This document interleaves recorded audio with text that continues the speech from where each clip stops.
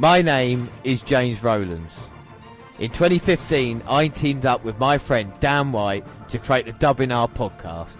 Since then, we have been giving you everything that's happened on the WWE Network. Now, in 2018, not only are we live for the Big Four events and every NXT takeover, but we celebrate 20 years since the birth of the Attitude Era. Plus, every month we'll bring you 205 Live, collections, new content, W pay-per-views and latest news on the WWE Network. Until we've watched everything, we are with you, and we are the WNR.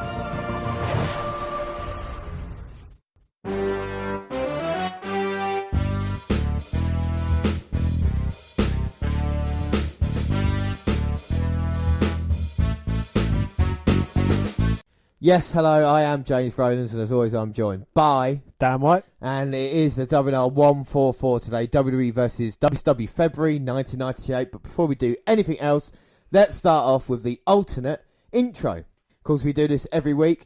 At the moment we're doing film titles. We did do 1994, but seeing as we were in 1998, I thought we'd do a film from that year. I'm the dude, so that's what you call me. That or his dudeness, or Duda. Or El Duderino, if you're not into the whole brevity thing. And that is The Big Lebowski from 1998. If anybody's never seen that, that is a great film to watch.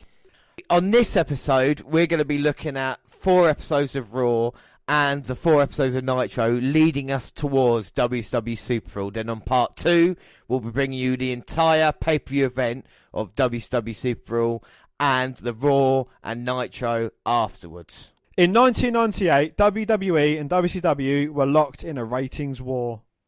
Their shows, Raw and Nitro, went head-to-head on Mondays. The WNR podcast go back 20 years, right in the middle of the battle.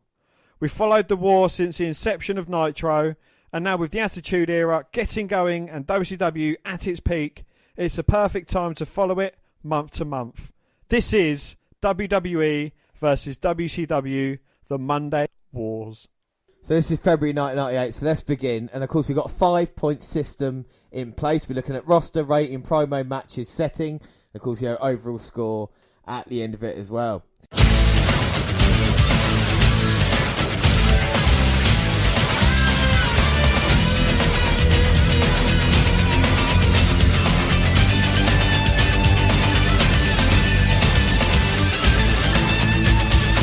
The last thing we had watched was Sold Out in January. Chris Jericho had just won the Cruiserweight title from Rey Mysterio. Nash dropped Giant on his head in one of the most brutal botches of all time. What we didn't watch were a couple of things of interest. Firstly, Dusty Rhodes.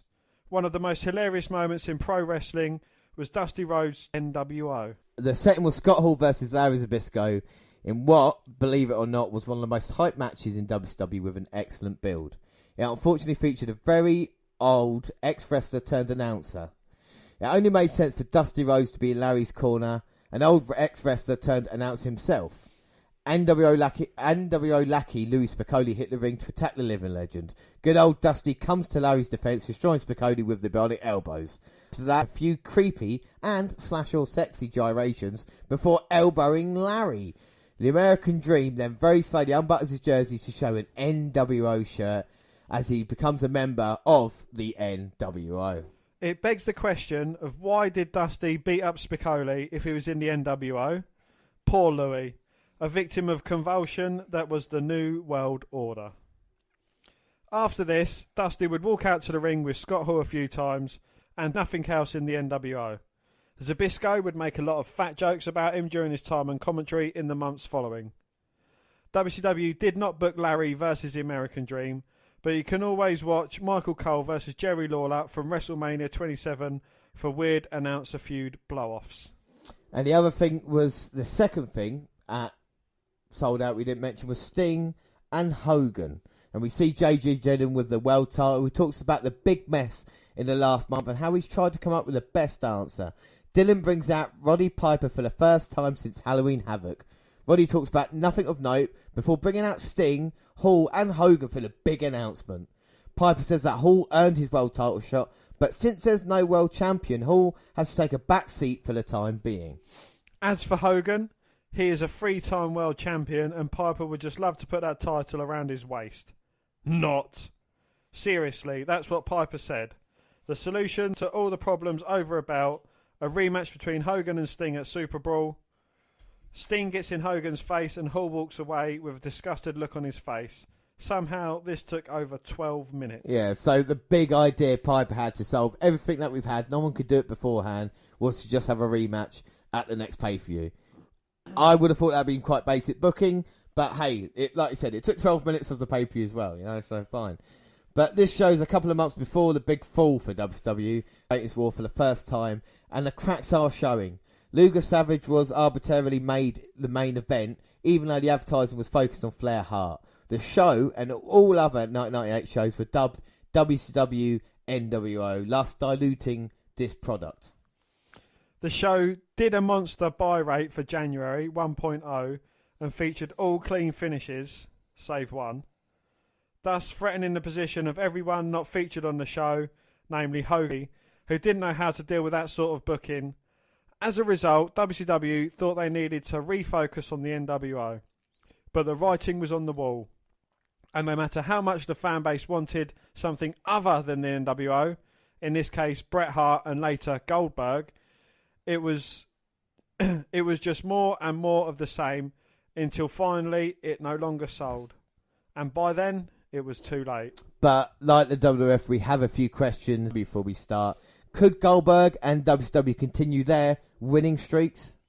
Would Sting versus Hogan 2 have a clean finish? Would the NWO implode? We've seen trouble between them recent times. How long would Chris Jericho be Cruiserweight champ? Well, we start watching WCW Monday Nitro. It's Nitro, episode 124, January 26th. And it's 3 hours. From now on, Nitro has become a 3-hour show. Let's not forget, WCW also had a 2-hour show, Thunder, airing Thursdays. Is this too much content to produce now? Especially at this time. 5 hours of good stuff. Well, it's hard to fill 5 hours with good stuff. I mean, it'd probably be easier to condense it to 2 hour-and-a-half shows and have good quality wrestling as opposed to, 90 minutes of talking each show and, half that time wrestling. Yeah, without doubt. So Tony, Larry and Bobby excited because February 22nd it's Sting versus Hogan for the vacant. Tony had no update on the Giant. Well, the first match is El Dandy versus Ultimo Dragon. Yeah, we see Ravens flock in the crowd, and they have paid for their tickets here tonight. Well, picture a generic 70s Mexican wrestler, and that's El Dandy. Yeah, you've got the picture in your head? Yep. There we go, that is him as well. Long hair. Google a picture of him as well. He's got long curly hair and a moustache. Well, Ultimo wins with a Dragon Sleeper. We get a Luger interview. He's not happy with the NWO and with the Giant's injury, but has no update. We are told Luger versus Hall is our main event. Yeah, we see Mean Gene and the Nitro Girls. And the next match is Brad Armstrong versus Goldberg. Yeah, so we're trying to watch every Goldberg match we possibly can on this podcast. And up next it is, like we say, Brad Armstrong. Coincidentally, I think I'll talk about this in a bit, coincidentally, he is Road Dogg's brother, of course, Brian James of the WWF. So we'll see how he gets along in this match. And of course, Goldberg's entrance this time, he only debuted, fucking hell, is that the end of it already? He only debuted, fucking hell, that's quick. He only debuted, a few months ago, and Goldberg's impact at this point. We see Armstrong coming out here, and of course, the Flock doing, what the Flock are they doing out here, They want to flock off. Do you know how many Flock jokes I've got in these? I've watched 5 episodes of this. The Flocks are mentioned every flocking week. Unbelievable. It's 12.5 hours of Nitro here. But here comes the man, Bill Goldberg. Looking as intense as always. You've not seen him on the Flash yet, have you? No. I think by 20 years' time I won't see him in a fucking Flash. It'll be like this. Goldberg coming out, he's intense. He's got fireworks, but he's not walking through them just yet. Slapping himself in the face. But you can see the level of excitement from the fans. I mean, like I said, we've seen Al Dandy in action, but now it's time for Bill Goldberg. Wow, that was... Brad Armstrong throwing a shirt up in Goldberg's face. Trying to get hitting Goldberg, but Goldberg off. He's got his twitch on his face as he kicks Armstrong in the midsection. Irish whips him and just lifts him above his head with relative ease. And drops him down with a power slam. Sorry to interrupt. That shows you got power. I love that gorilla press into that slam there. Goldberg all over Brad Armstrong in this one. Brad Armstrong looks to be trying to escape Goldberg, but Bill's not going to let that happen as he throws him, not gently, back into the ring. But Armstrong, he's kind of recovered by then, and he's hitting Goldberg as he's making his way back into the ring. He's getting some offense in. I mean, you've got to be impressed with Brad Armstrong. Well, I wouldn't want to be in Brad Armstrong's shoes right now as Goldberg just picks him up and throws him. And I've got a feeling Goldberg is enjoying himself here. As he delivers a couple of big thunderous knees to the midsection of Armstrong. Irish whips him brutally into the opposite corner, but Armstrong moves out of the way. See, showing a bit Goldberg puts the brakes on though before he hits the turnbuckle and just runs right through Brad as he spears him. Oh, he was dancing and happy, but then jacks him up, hammers him down. 1, 2, 3. An easy victory for Big Bill Goldberg. Well, very impressive there. Dan, what are your thoughts on that match? It's just Goldberg being as intense as ever, looking powerful and looking very scary as well. Yeah, Goldberg at his best here. We get a DDP interview afterwards. He's serious and not happy Nash dropped Giant on his head, but he had no update. Well, Mike Tenay shows the Giant being dropped on his head about 10 times, but also has no update. JJ Dillon comes out. His statement is a jackknife is banned, not just for Nash, but in wrestling. He has no update on the Giant. What? All that for nothing. So we've had a talk for an hour. We've had a talk half hour, but no update just yet. Well, the first NWO music of the night, unfortunately it was Conan, and even worse, he brought Vincent, and he's going against... Great match. Well, why does WCW employ these guys? Dan, it does get worse. Well, Conan wins with the half Boston Crab. Mm-hmm. Well, we see another replay, and this is a super duper slow-mo of Giant getting dropped in his head. But guess what, Dan? Still no one has an update. Still fucking update. Mean Gene and Nitro go sharp for a Nitro party. Luckily, don't tell me they have no update. No. Luckily, people are expecting them, you know. That's all right. They bring out Mongo, twat. This has to be heard, Dan, to believe. So I'm just going to turn it up quickly. This is what he actually said. This is what he said. I couldn't believe this. Right? So he just said... So they talks about NFL. Mongo said he wants to get knee deep in boys. Davey Boy Smith then comes out and then listen to what Davey says. Got any crack, boy? So Mongo wants to get knee deep in some boys, and Davey Boy Smith wants a big bone to chew on. And Mongo might have that bone he chews on. Challenge made for match tonight. Yay! You got a crackhead against a fucking idiot. The next match, Dan? Well, the next match is Buff Stuffwell versus Rick Steiner. I do apologise for some of these notes, but at this point, I don't care. But Buff brings with him Vincent. He's got something to do, I suppose. It is the longest match so far, so 38 minutes. Why don't you come and give me that bone to chew? I was back everywhere. I want to be knee deep in boys. That's what I want to be. So here we go. This is Buff Stuffwell teaming up with, of course, as I've said, no one. He's going against Rick Steiner. Rick Steiner there. Huge suplex on Stuffwell across the ring. It's funny how Vincent and Ted DiBiase there are standing over the ring from each other when Vincent was... Vincent was Man's slave. You want them to kind of be together in a weird way, don't you? It seems wrestling should align for them to be. Actually, we should be on the same side here. Well, Scott Steiner's out. He just sent Vincent into the barricade. Steiner line in the ring by Rick. Throwing Virgil into the ring post. Sorry, Vincent. Yeah, here comes Rick Steiner off top. Top right Bulldog. Oh, well, he dropped an elbow to the back of the head. And Scott Steiner just gorilla pressed Vincent in, stopping the fall. Referee has disqualified Rick Steiner now. And Scott's not happy. Pushes the referee down. Well, Scott Steiner definitely has some anger issues. Ted DiBiase trying to calm him down. And that's a $5,000 fine right there for pushing the referee. Rick Steiner's like, what's going on? Well, I don't know why. Scott Steiner is acting out at the moment, but we move on, and it is our second hour, and we start off with Nash and Bischoff, and let's see what they say after the horrible incident of 24 hours ago, dropping dropping the giant on his head. Let's see how they respond. Will they respond like gentlemen to this, or, you know?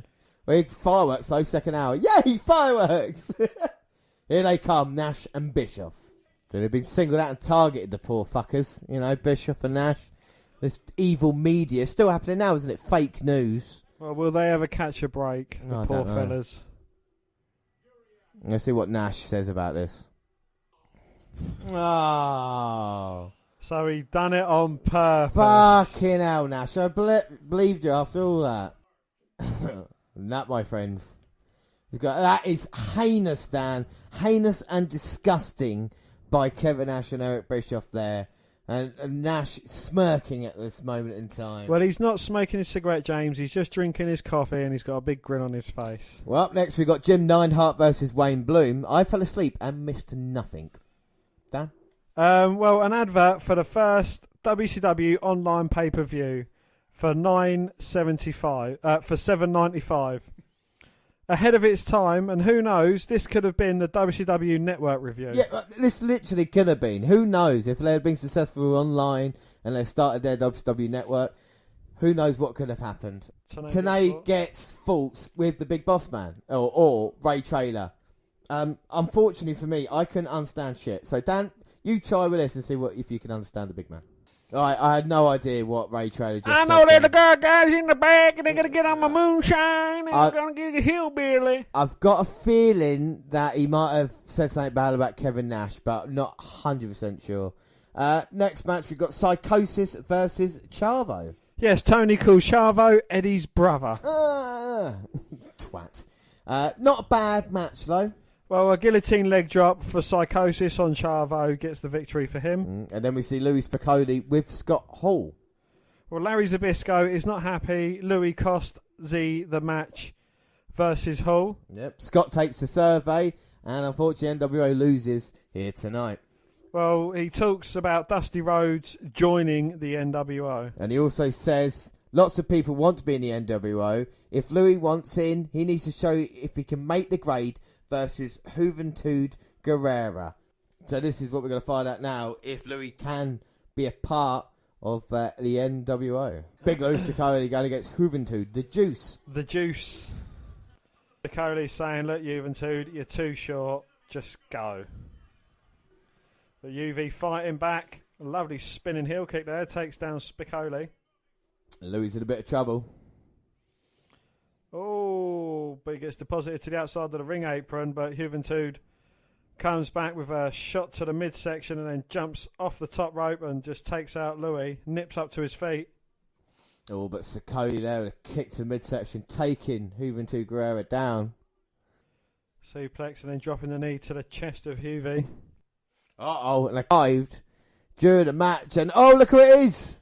Oh yeah, it's Macho Man. Well, we're told the NWO came in separate limos and Miss Liv was with Hogan. I guess Macho wasn't with him at all, but at the moment he's in a bit of trouble. Well, he certainly didn't hit any trees. No, but he's losing to the trunk at the moment. Can't get my trunk open. Oh yeah, no, it's open. Got my boot in my car. I got my bag. And he's screaming he's coming out. So Savage has arrived at the arena, but we have still got a match going on in the ring.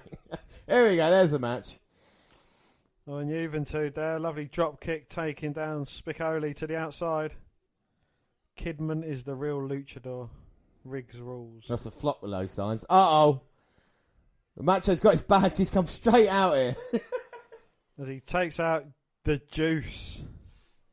Seated pile driver for the Juice, puts him out. And the Macho, I don't think Macho Man's finished, leaps to the outside. Grabs the microphone and threatens Dave Penza. And he wants Lex Luger. Spicoli thinks this match is still going on.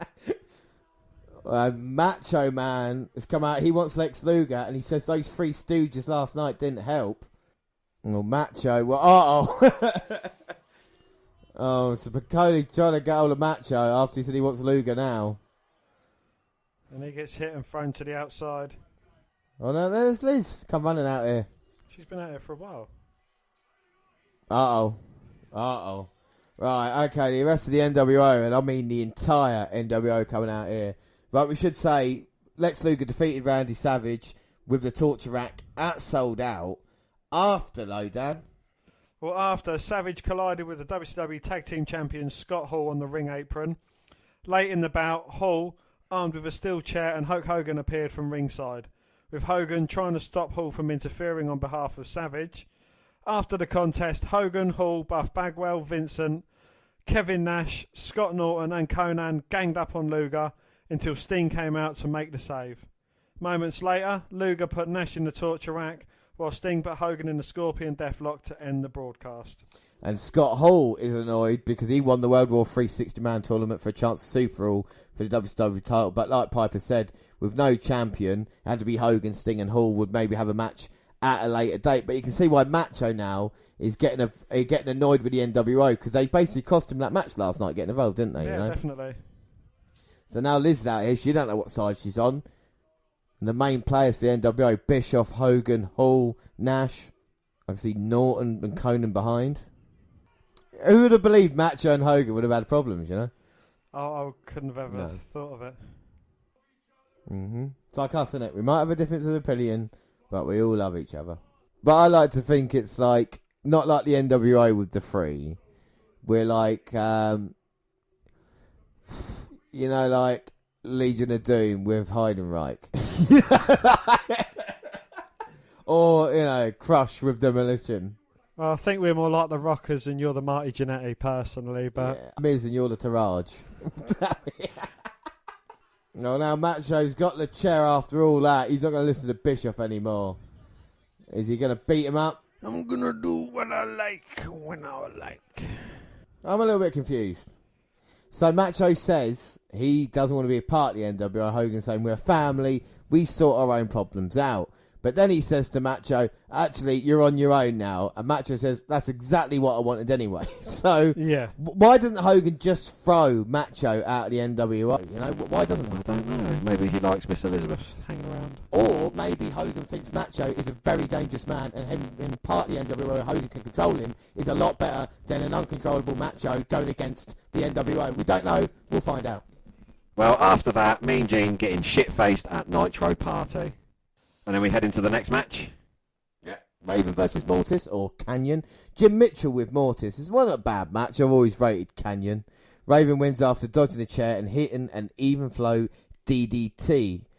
Next match, Wrath versus DDP, US title on the line. Wrath managed by Jim Mitchell. Why did he walk back up the aisle and then right back down again? It's a wasted journey down. That's all I'm saying. If I had a guy who was wrestling next, I wouldn't need to walk down with him. I'll be waiting for him by the ring, you know?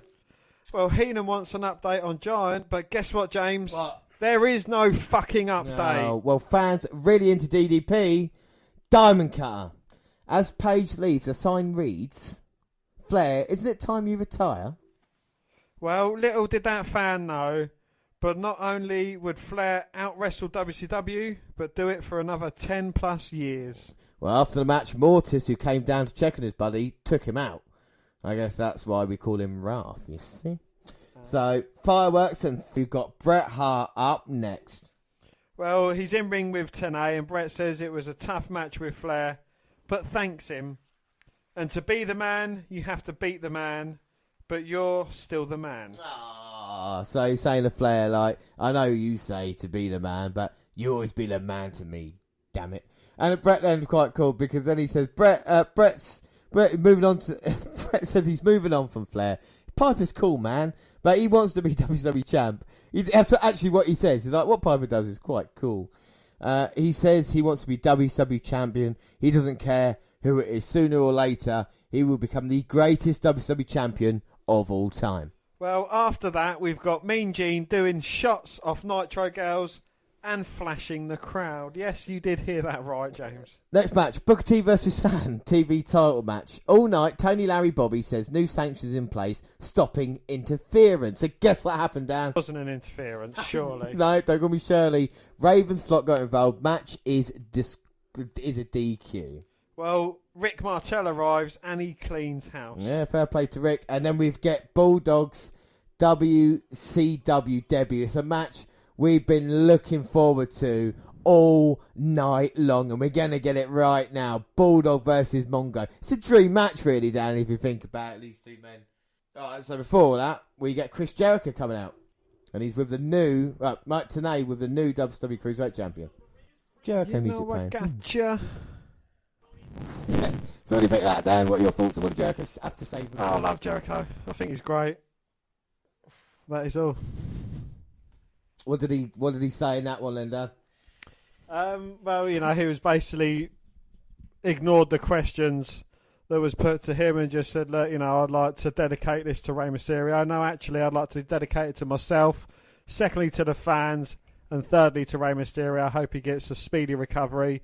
I don't think he meant what he was saying, but the sentiment was there. Yeah, well, yeah. I think it's that. He got a little bit teary and, started messing up his words a little bit. I think he was genuine coming out there, Rey Mysterio. But, I mean, it's just great to see that kind of... that talent of Jericho, that kind of young cockiness, and the little building blocks of his character start bringing it. He called them Jericho disciples in that interview there, so obviously we're a step away from, of course, the Jerichoholics. And he said never, ever, but it was just a quick one. That's evolving as well, and this is what the Chris Jericho character's doing it. Like I said, 3-time Cruiserweight champion now, and we're going to see how Jericho becomes, well, basically who he is now, the list of Jericho, and everything like this, and it all started with this kind of attitude back in 1998. Like you said, Dan, I really love Chris Jericho, and to see him moving up, the kind of character development, something you don't really see a lot of today. No. And it's weird to think he's in the same year as The Rock truly became a breakout star as well, the similarities between the two. And the Bulldog out there shaking everyone's hand on the entranceway. I think he's just happy to be there. Well, I say, Bulldog, stop shaking hands because you're taking too long, mate, all right? We've got 20 minutes left of the show and you're going down there slapping everybody in sight. Mongo is a shit wrestler. Isn't this awful, Dan? It gets... Well, just watch it. I'm gonna let you enjoy this match and just see how god-awful it is. Your dream match would be Mongo versus Mojo. It would be. I mean, don't get me wrong. I love the British Bulldog. The Mongojo. That's what it should be for the tag team Bulldog. But, my God, Mongo is an awful wrestler. I mean, we saw the Bret Hart Bulldog Classic match, and Bulldog was on crack during that match. Yeah, he managed to pull out a decent half-hour match, and then he gets reduced to this on his WCW debut. Well, this is the thing, isn't it? The Bret Hart came across, and he didn't really get treated right. Jim Neidhart's there, so is British Bulldog now, and yet they're giving us Bulldog versus Mongo. And it's just, I don't like it. I've never been a fan. Well, do you think it worked both? With both ways. I mean, certain big talents go to WCW and they get fucking made to look like idiots. And when certain big talents came from WCW to WWE or WWF, they got made to look like idiots. I think there's a problem there, exactly, with the politics. And I think the people on top not liking these people. I mean, how many chances having the WWF during this time, the amount of title matches. Well, he came back in 2002, didn't he? In late 99, yeah. Oh, late 99, yeah. He had a back problem, we're going to see it in 98, and he came back in 99 where he was wearing those jeans, wasn't he? And yeah, he was, I think he was at the Rumble 2000, and then, I think he died in 2002. Yeah. But with a Bulldog, I think there's only so many things you can do with him in the WWF, so obviously he's going to come across, at least he's got a chance at WCW to make some money as well. Now he's got Michael, he's picking up Mongo. Look at the strength of Bulldog. Nope, that's gone. No, second attempt. Yep, distribute your weight. Go. There you go. Got the cover. 1, 2. Oh no. Mongo managing to kick out. Out. I can see you're not invested in this match, James. I'm just showing you how awful it is, Dan. If I went for it, you're fucking watching it as well, right? Irish whip to Mongo. Oh, look at that back elbow. Oh my God, look at the impact. Knocking him all the way down. Choking him. Dare you to call it like a proper wrestling match here. Referee checking. I think Stephen Michaels choking Bulldog. Well, he's putting his foot across the throat of Bulldog. All his weight there onto the crackhead's throat. You say crackhead, at least he's not a shit wrestler like Mongo. Or Mojo. Indeed, that. Or Orton. These guys are all the same. Oh, look, you missed it. No, go back. I'm rewinding it, Dan. Sorry, man. If you're on your phone, phones are banned on the podcast. You said that earlier. Put your phone away, and I want you to fully concentrate on this Steve McMichael versus Bulldog Classic, please. Oh, I can feel myself getting stupider and stupider. Here we go now. Look what Bulldog attempts in a minute. Irish whip attempt. Yeah, that's fine, isn't it? He ducks out the way. Oh, attempts to lift Mongo up, but can't. He needs to get back on the juice. And not quite a running power slam, it's more a walking power slam. But it gets the pin. That's how I throw sacks of potatoes on the floor. My God, Dan, what did you think of Steve McMichael versus? Do you want to watch it again? Rewind it. That is probably one of the worst matches I've seen ever. And that's what happens when an out-of-shape Judd addict like British Bulldog goes against a complete shit, in Mojo. Matches, I'm giving that a -5. Right, well, Dan, this is horrible and I love the Bulldog. But up next, it's going to get even worse because I told you that the roster was great. We've got Nash versus Ray Traylor, a.k.a. Big Boss Man. Well, let's see if Nash would drop someone else on their head. Believe it or not, Ray Traylor was actually a member of the NWO. So there we go, Ray Traylor versus Kevin Nash, and Nash still got the coffee in his hand. He's going to get his big man. Of course, Ray Traylor earlier wasn't happy, I think. Oh, Nash wants to shake his hand. Oh, real gentleman thing to do. Oh! And he throws coffee in the face of Ray Traylor. Gives him a low blow. The referee was looking, but doesn't call it, even though the bell has been rung for the match. And Nash saying, what, me? He's got Ray. How to do this? You're banned from hitting the jackknife. He hits it successfully, though. All that, and Nash ignores everything. And look at him down smirking right now. He hasn't got a cigarette in his gob, James. He's just got a grin on his face. Well, this is disgusting. Well, Hall's out for the main event. He talks shit to Larry Z, and Larry Z was then told to leave. And this is Scott Hall versus Lex Luger. Yeah. So Lex Luger's out here, and he looks roidy. He looks ready for tonight. Coming out here, see what I did there. Coming out here to face Scott Hall. It's going to be a really long match because, look. Fine. Oh, Scott Hall already on the attack. Well, Luger certainly took his time to get to the ring, but Hall sprung an attack on him. Hall's got his Wolfpack trunks on. Oh, weird. Before he even joined the Wolfpack. And now he's got the chops, the slaps, the punches from Luger. And Lex Luger is kicking him in the abdomen. Well, Luger wants to fight for WCW, and Scott Hall wants to turn that clothesline around. And Scott Hall, he's come straight off the bell, and he's working over Lex. He's got him down in trouble, hasn't he? He has. He has indeed. Picks him up, and then big right hand drops him back to the mat. Didn't Macho Man want Lex Luger? He did. Maybe he'll be out there. Oh, yeah. Maybe.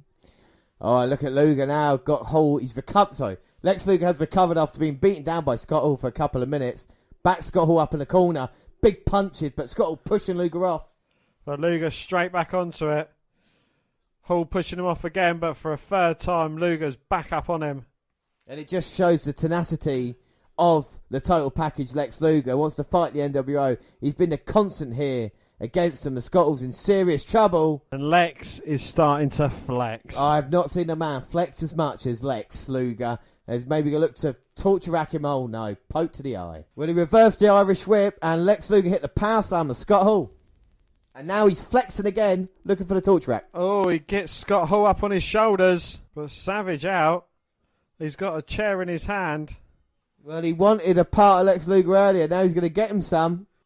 The referee. Oh, he nearly got away with that. He did, referee. If it wasn't for that bottom rope. Referee took the chair so Macho couldn't hurt Luger, and Macho Pulled to the outside. And now he's picking Luger up. Slams him onto the mat. He goes up top looking to drop his big elbow. Oh, Macho. Oh, look at the woman in the red jumper. So excited about Macho. And Macho going up for the second time. No, not a second now, but you're going to kill Lex Luger. Oh. And down comes Owen Sting. Sting has arrived in the arena, coming down on the cable. Kicks Macho off the top rope, who falls to the canvas. That was good. The crowd go mental. Sting is here. That was good, wasn't it? I know. Yeah. Kicks Macho on his way down. A couple of Stinger splashes in the corner. Oh my God, now he's got Macho.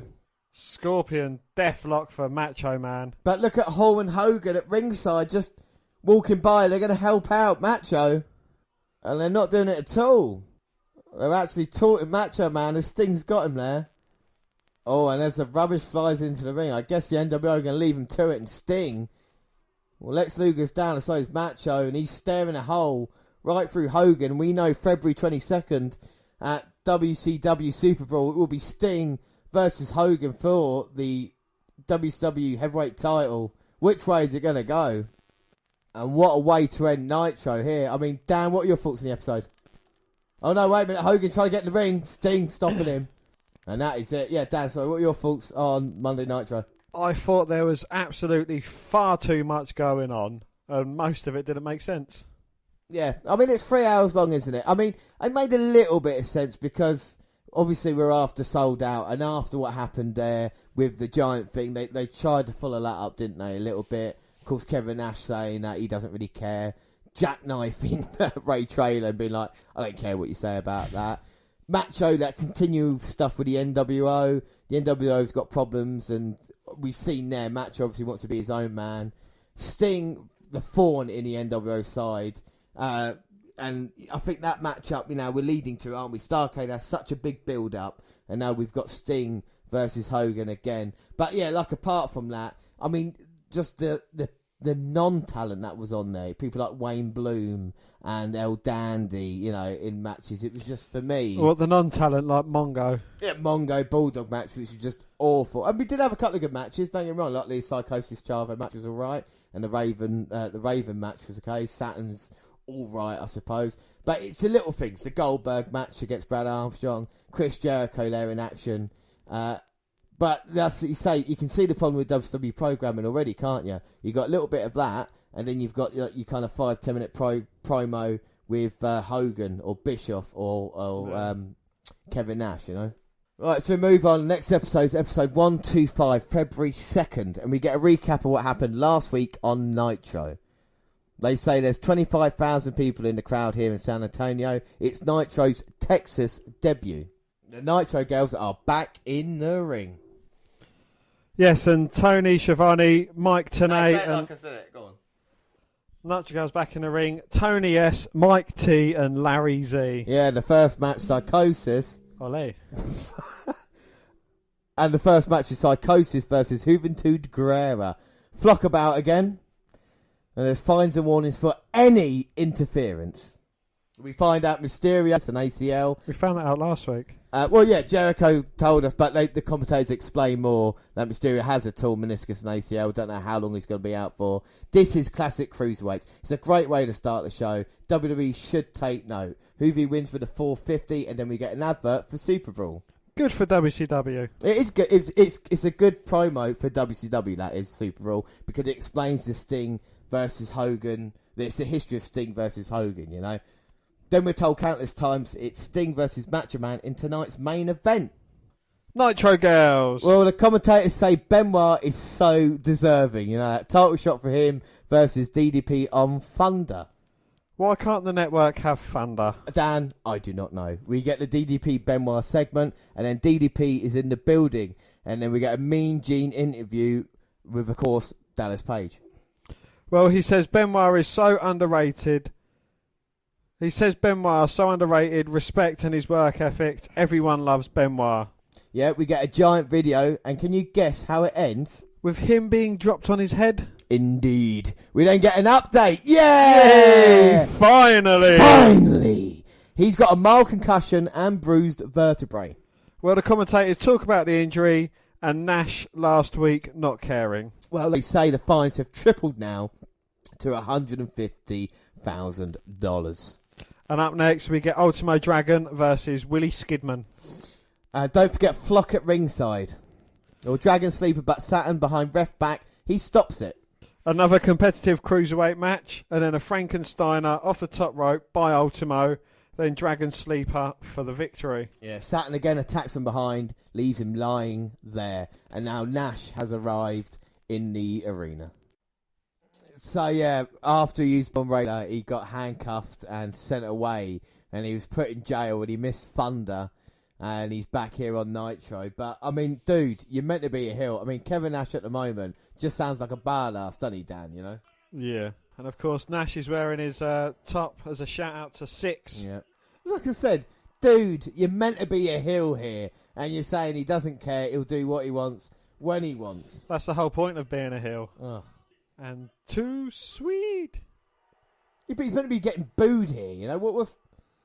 I don't understand the point of Kevin Nash at the moment. He just dropped the giant on his head, and now he's bragging about it. He's walking around like he's badass, and who could disagree, you know? He's going against authority, and he's dropping big guys on their fucking head as well, you know? So, I don't know. We talk about problems with the NWO, but up next we have got, well, we're into the second hour, and of course we get the second hour fireworks, because fireworks are always good. Of course. Look, there you go, second hour fireworks. Look how bright they are. And it is Super Callow going to go against Chris Jericho, your Cruiserweight champion.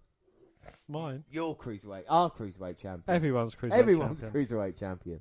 And Super Callow is, of course, without Fragilistic, Expiala and Docious. They have four-man tag team titles in Mexico, of course. Lucha Libre 4-team match.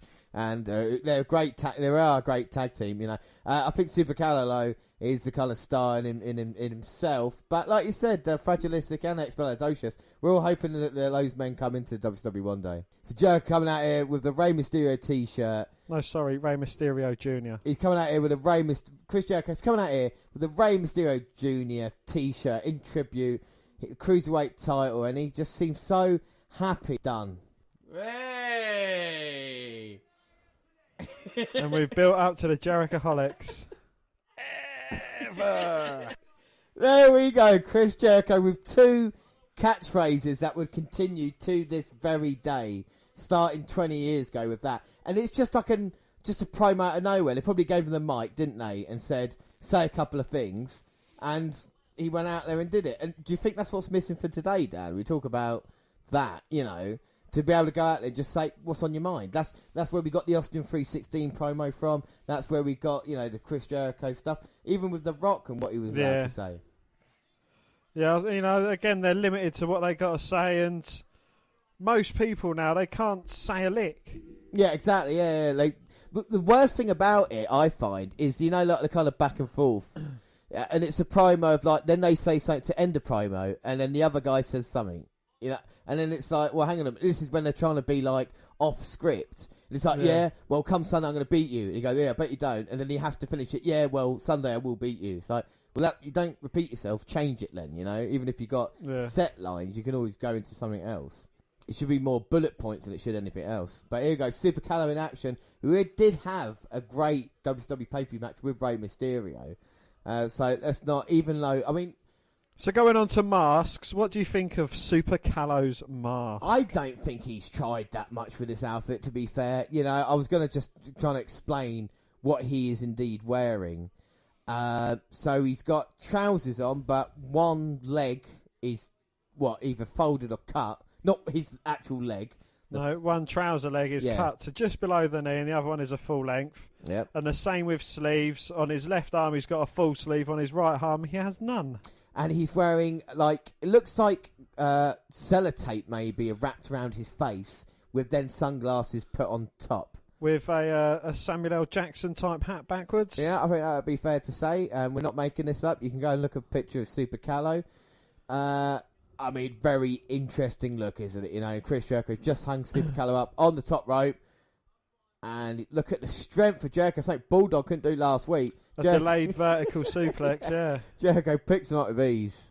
What's up with Jericho's right shoulder? It looks like he's got something darked out on it, I think. Has he got roller skaters elbow pads on? Or something. He hasn't got any tattoos there, though, has he? No. Hey, what, he's saying skater boy? It looks like he's got roller skating elbow pads on as well, Super Callow. Yeah, look, he's gone out and bought his own outfit, hasn't he? This is obviously what's happened. I think he's made his own outfit. Yeah. Jericho takes down Super Callow. Now, I think commentators in that way should agree with each other. If one of them say, he just say, yeah, I agree, rather than go, no, I don't know. The referee has got a massive forehead. He looks like Down syndrome. Can I say that? I don't agree with you. No, yeah, I agree with you. I think he should be fighting in an MMA match. The Serenator referee. Down syndrome forever. DSFE. For life. For life. Down syndrome is for life. The DWO. Or the DSO. Down syndrome order. Fucking never got anything done. What do you want to do? I'm coming out here and I'm going to challenge you to a potato. I want to eat ice cream. I just made fudgy. Anyway. Chris Jericho with a suplex to Super Calo. Where is the Lionheart going? Oh, he's getting drop kicked out of the ring after he was perched up on the top. Well, I thought he nearly hit his head on that barricade as he came down. And here comes. Oh, well, kicking Jericho and then heloing over the top, but I think he missed most of it and hit the mat.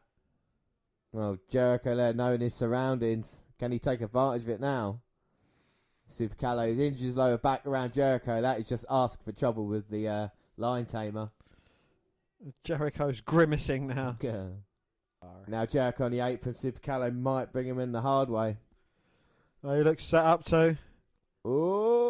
Oh, and that looked difficult for Super Calo, but he managed to get him in. Now Super Calo, that's nice. Second rope, springboard up to the top. Drop kick to Jericho. Might have him. No, it'll be a huge upset for Jericho.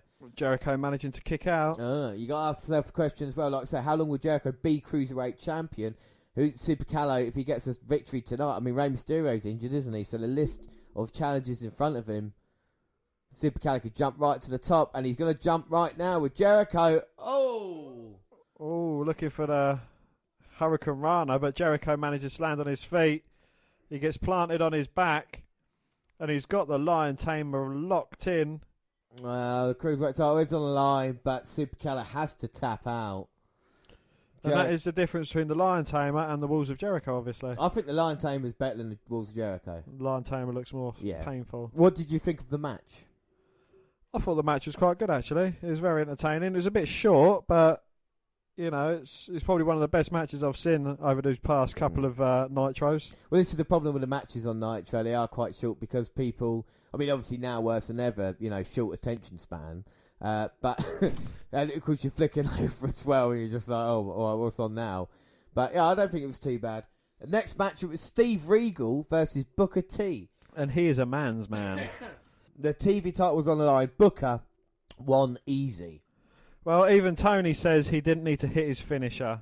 Well, Larry Z's gone. Heenan's taken his place. Yes, they talk about Bret Hart, and they mentioned Sting versus Macho for the 50th time. Hugh Monin with Vincent. Conan won, and I know you're a fan of it. Conan won, and I don't care, Dan. I do.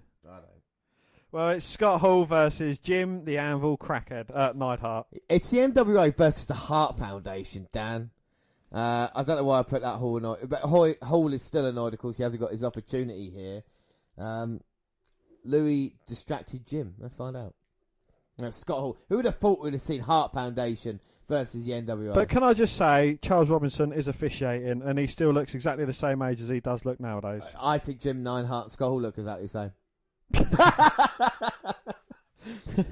No, seriously, back to the match, and Neidhart working on Scott Hall here. It's incredible to think these two stars, and it's just a throwaway match on Nitro, and Louis Spicolli trying to distract, like you said, Charles Robinson. Neidhart is going to put him away with the thumb to the neck. Oh, the dreaded neck thumb. To be fair, I think Jim's got something on his thumb there, making it even worse, stabbing into Scott Hall. Is that Dusty Rhodes, baby? Yeah, NWO's own Dusty Rhodes. Can't help Scott Hall here. Hall can't go anywhere. He's going out fast. And Dusty Rhodes now up on the apron saying, come on, baby, tag me in. And it's Dusty. But I think he is distracted Jim. Trying to dance out the way. Or Jim trying to grab him. But Jim Neidhart is distracted by the bounds of the ring. Uh-oh. Oh, my God. He's up for the outsider's edge. Oh! Takes a terrible landing. And Scott Hall gets the victory. My word. And now Louis Spicolli there with the elbows of Jim the Anvil Neidhart. Picking up the scraps. Well, this is just disgusting after like I said, Scott Hall gets a victory. And wait a minute! Bulldog's out here! Oh my days. He's teaming up with the old Hart Foundation. Oh! High back body drop for Spicolli. And he eliminates him from the Royal Rumble. Spicolli hit the apron on his way down I saw that. Well, the Bulldog's out to save his mate the Anvil. So part of the Hart Foundation here, of course, with Bret Hart being in WCW, Dan, maybe. And they get a huge pop for it. Fair play to them. I mean, these were a huge part last year in the WWF, if we're looking at it, aren't we? In 1997. These two guys. Well, Mean Gene shows up after being on a week-long bender with the Nitro party. I might have been a bit. That's true. It's definitely true. He interviews Lex Luger. Do you know Well, about that? Luger, with an awful promo, says Macho Man may be the most dangerous man, but he has a torture rack, and then he flexes. Well, what he was meant to say is that Superbrawl, he will face Macho in a no DQ match. But up next, it is the one and only Mark Starr in action. Just come out here, Dan. Like, oh, I can't remember this guy. Who's this guy coming out here now? Zoidberg. Zoidberg. He looks a bit like Steve Austin. I mean, anyway, whoever this fella is coming out here, he's in action against the one and only Mark Starr. Now, Starr's got a huge future here on Monday Nitro. I mean, just look at him there. He's pretty ripped, and he is sporting, I would say, a fantastic mullet. That is a mullet, isn't it, Dan? You would agree? Oh, I'll definitely agree. That is a mullet. I dream of a mullet like and he, that. straight off the mark against Goldfarb. Yeah, beating up this man who's got no chance. Oh, this guy tries to grab hold of Mark Starr, and then Mark Starr, huge takedown. This jobber's in huge trouble. Ankle lock. Oh. Ankle lock attempt, but Goldberg's just fighting his way out of it. Oh, it's Goldberg. All right. I saw one of the signs in the background. Goldberg here, and he's got Mark Starr up. Gorilla press. Oh. Slams him down to the mat. I'll tell you something, though, Mark Starr, Goldberg is in serious trouble in a minute once Mark Starr recovers from this. Mark's been picked up at the moment, but he's just playing possum. Hello, possums. Here we go. Oh! Spears the fuck out of him. No, oh, right. Mark Starr, any minute now, he's going to get up. Him up. Hammers him down. 1, 2, 3. And we're glad to see that Goldberg's not on an hourly rate in his wrestling matches. No, he's not. I mean, we could watch 600 Goldberg matches in an hour. Well, James, up next, we've got a match that I know will excite you. And that is Mongo McMichael versus Bulldog 2. Two. Yes. But unfortunately, it ends in a double count out. Yeah, they do. Double count out, and then they both brawl going into the backstage area. We get fireworks, and it's the third hour. Woo! Yes, and it's Hogan and Bischoff in the ring. Bischoff introduces heavyweight champ Hulk Hogan. He says injustice has been served to the NWA by J.J. Dillon and WCW. Hogan says, you know, boss, it's WCW, last stand, like the Alamo. Brother! Just because you were there. Well, Hogan says Nash is the man, the protector, and because Big Sexy took out the Giant, he's given him 1.5 million to powerbomb people. But if my maths is correct, that's only 10 powerbombs. Well, anyway, Hogan says 50k, so he must not listen to the commentators earlier, or JJ, or Mean Gene, unless they mean something completely different. Well, fans weren't into Hogan as much as they were Nash and Hall. Yeah, and they brought refs up, man, and not this shit again. So, again, it's Hogan Bishop. And like I say, the weird thing is, people looked like they were happy to see Nash, weren't they, early with that promo, and with Scott Hall in action. With Hogan, it's like, same old, unfortunately. And obviously, Hogan now has been a star in wrestling. If we look at 1998, he's been involved in the world title picture for the past 15 years straight. And that's even longer than John Cena now. So that is. You can see why people are getting a bit, bored of it. Plus, the problem is you don't know what month you're in. We're watching this now, but we've seen this before in 1997 with Bischoff and Hogan. And then he mentioned Macho Man Randy Savage. He said he's going to take him out as well. So the next match is Disco versus Raven. Disco Fever. Well, Disco did well, but even Flow DDT for Raven's victory. Next match is Nash and Buff versus the Steiners. And Scotty's been a bit of a glory hog recently, let's not forget. So this one. And is he hogging all the roids? Yeah. And let's not forget tonight, we've mentioned it before, mentioned it again, it's going to be Sting versus Macho Man Randy Savage. Savage. Oh, Buff takes down Scotty. Look how happy he is with himself. Look, he's smirking. He hasn't got a cigarette in his gob, James. He's just got a grin on his face. I think Scott Steiner should dye his hair. You reckon? Yeah. See that on this Nitro here, Dan? Might see that coming up. Might be coming up a little bit. Maybe. Buff Bagwell getting the control of this match. Is he taking down Scott Steiner? Yes, he is. Buff Bagwell is taking down Scott Steiner now. He's choking with his boot. Scott Steiner wants to show that he can beat them single-handedly, but that's not great when you're in tag team action. That's all I'm saying. Oh my God, and Scott Steiner there, hip tossing Buff Bagwell, clothesline. Was that a butterfly or a tiger suplex there by Scott, who sends Buff to the canvas? I think it was a butterfly. Butterfly suplex. Flutterby. Flutterby. Do you know they originally called flutterbys, but then they were changed to butterflies because they do flutter by. Yeah, that's a fact for you, Dan. Fact here. Oh, Steiner was in control until an Irish whip against the ropes. Nash stuck out his hand, hit the back of Steiner, and Buff's just taking him down and he's choking him out now. Well, the NWO are certainly in control over the Steiner brothers now. That is correct, Dan. We've seen Kevin Nash come in, being his dominant self. Of course, he is a giant killer at this moment in time, and then tagging Buff. And Buff's just so cocky, isn't he? He's on the back of Scott at the moment, slapping him around. Well, all the NWO members are cocky. They've got each other backing them up. I know. I just want to see the end of the NWO. I know we've had internal problems with Macho and Hogan, but hopefully tonight WCW can fight back. I mean, it's a tag team in WCW when they've not had any, we've had little problems with Scott recently, sure. But if they can get on the same page, they are the most dominant tag team in wrestling, then they can sure put away Kevin Nash and Buff Bagwell. I mean, why is Scott Hall not teaming up with Kevin Nash? I don't know. Is there problems between them two? Well, this is what we've seen, isn't it? It's all politics for the NWO. They may be cocky and brash, but we know there's a lot of egos to try and look after. Well, the cracks are starting to show within the NWO. Big boot by Nash on Scott Steiner. And as you know, anybody watching this match knows Scott Steiner has not tagged in Rick yet. Rick is fresh as a daisy, as they say. He's not been in there. He has, but Scott hasn't really had a chance to tag in Rick, though. But it's great strategy, isn't it, by the NWO here. Buff Bagwell and Kevin Nash beating up Scott and keeping him from his corner, like I say. Classic tag team wrestling. And gosh, this was 20 years ago, so back then it was tag team wrestling. Don't mess with Charles Robinson. He's going to outlive all of you in the wrestling ring. Yeah, well, Buff Bagwell is getting in Steiner's face. It's true, he is still working today, the dirtiest referee in the game. I mean, unfortunately, on the bright side, everybody in the ring now is alive. Even that is true. Even DiBiase at ringside, there is no dead man. Yes. There's no Down syndrome or dead men in here. But only 3 of them was at Raw 25 as well. Nash and $1 Million. Yeah, but Scott Steiner's had a problem, hasn't he, with WWF and problems since then. And I think as soon as they sort that out, the Steiners will be in the Hall of Fame. Or just wait until he kills himself in some suicide or overdose or crashes his car into a tree. Then you can put him in the Hall of Fame, can't you? Oh, yeah, that would be great.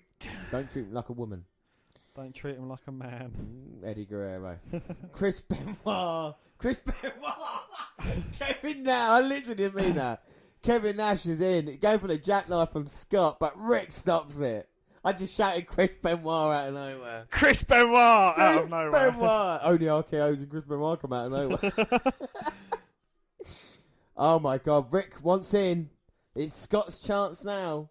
Well, Buff gets in to stop Scott. Scotty not too hotty in this one, but avoids that from Buff Bagwell.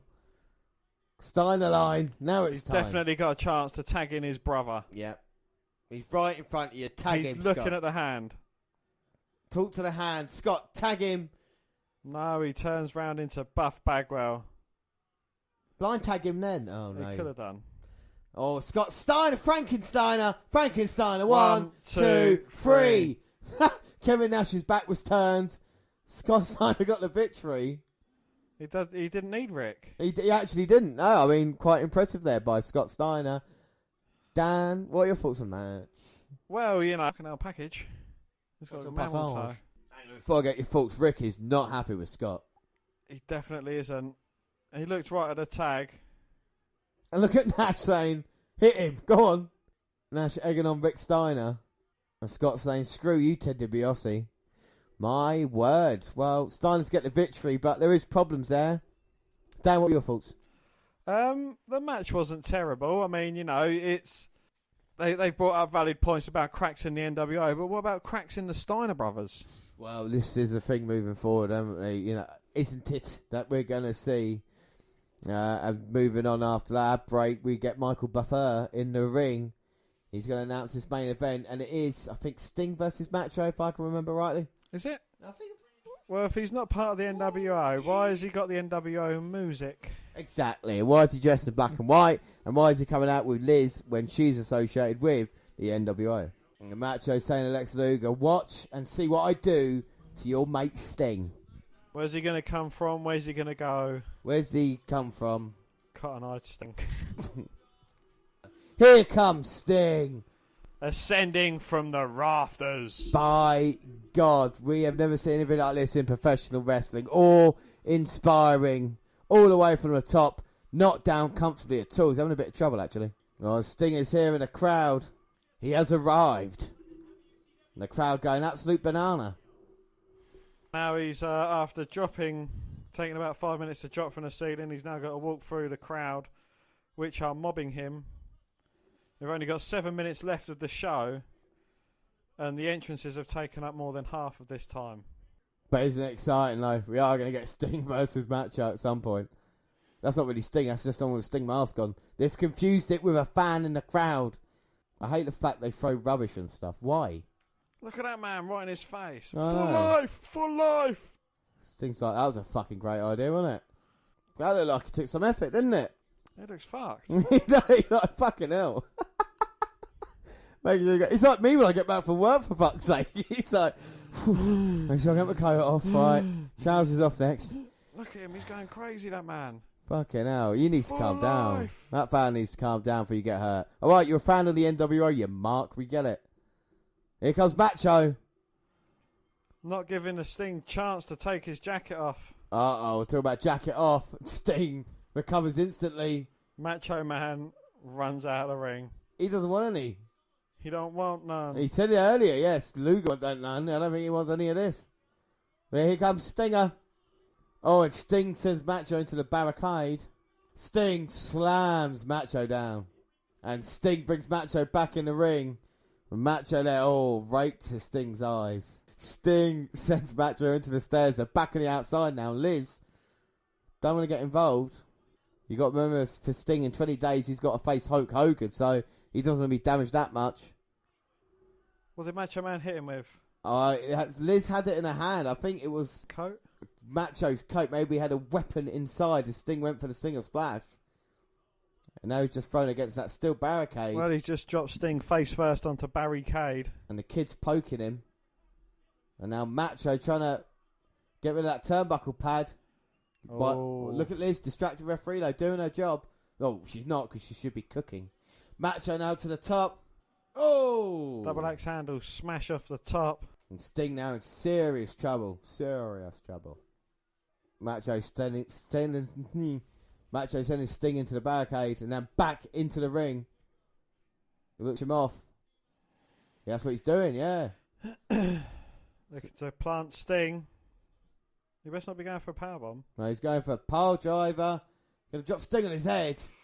Oh, that does not look good. No, but Sting is right back to his feet. Right behind Macho Man. And Macho is shocked. Sting flexing, hitting Savage with a couple of big stiff shots.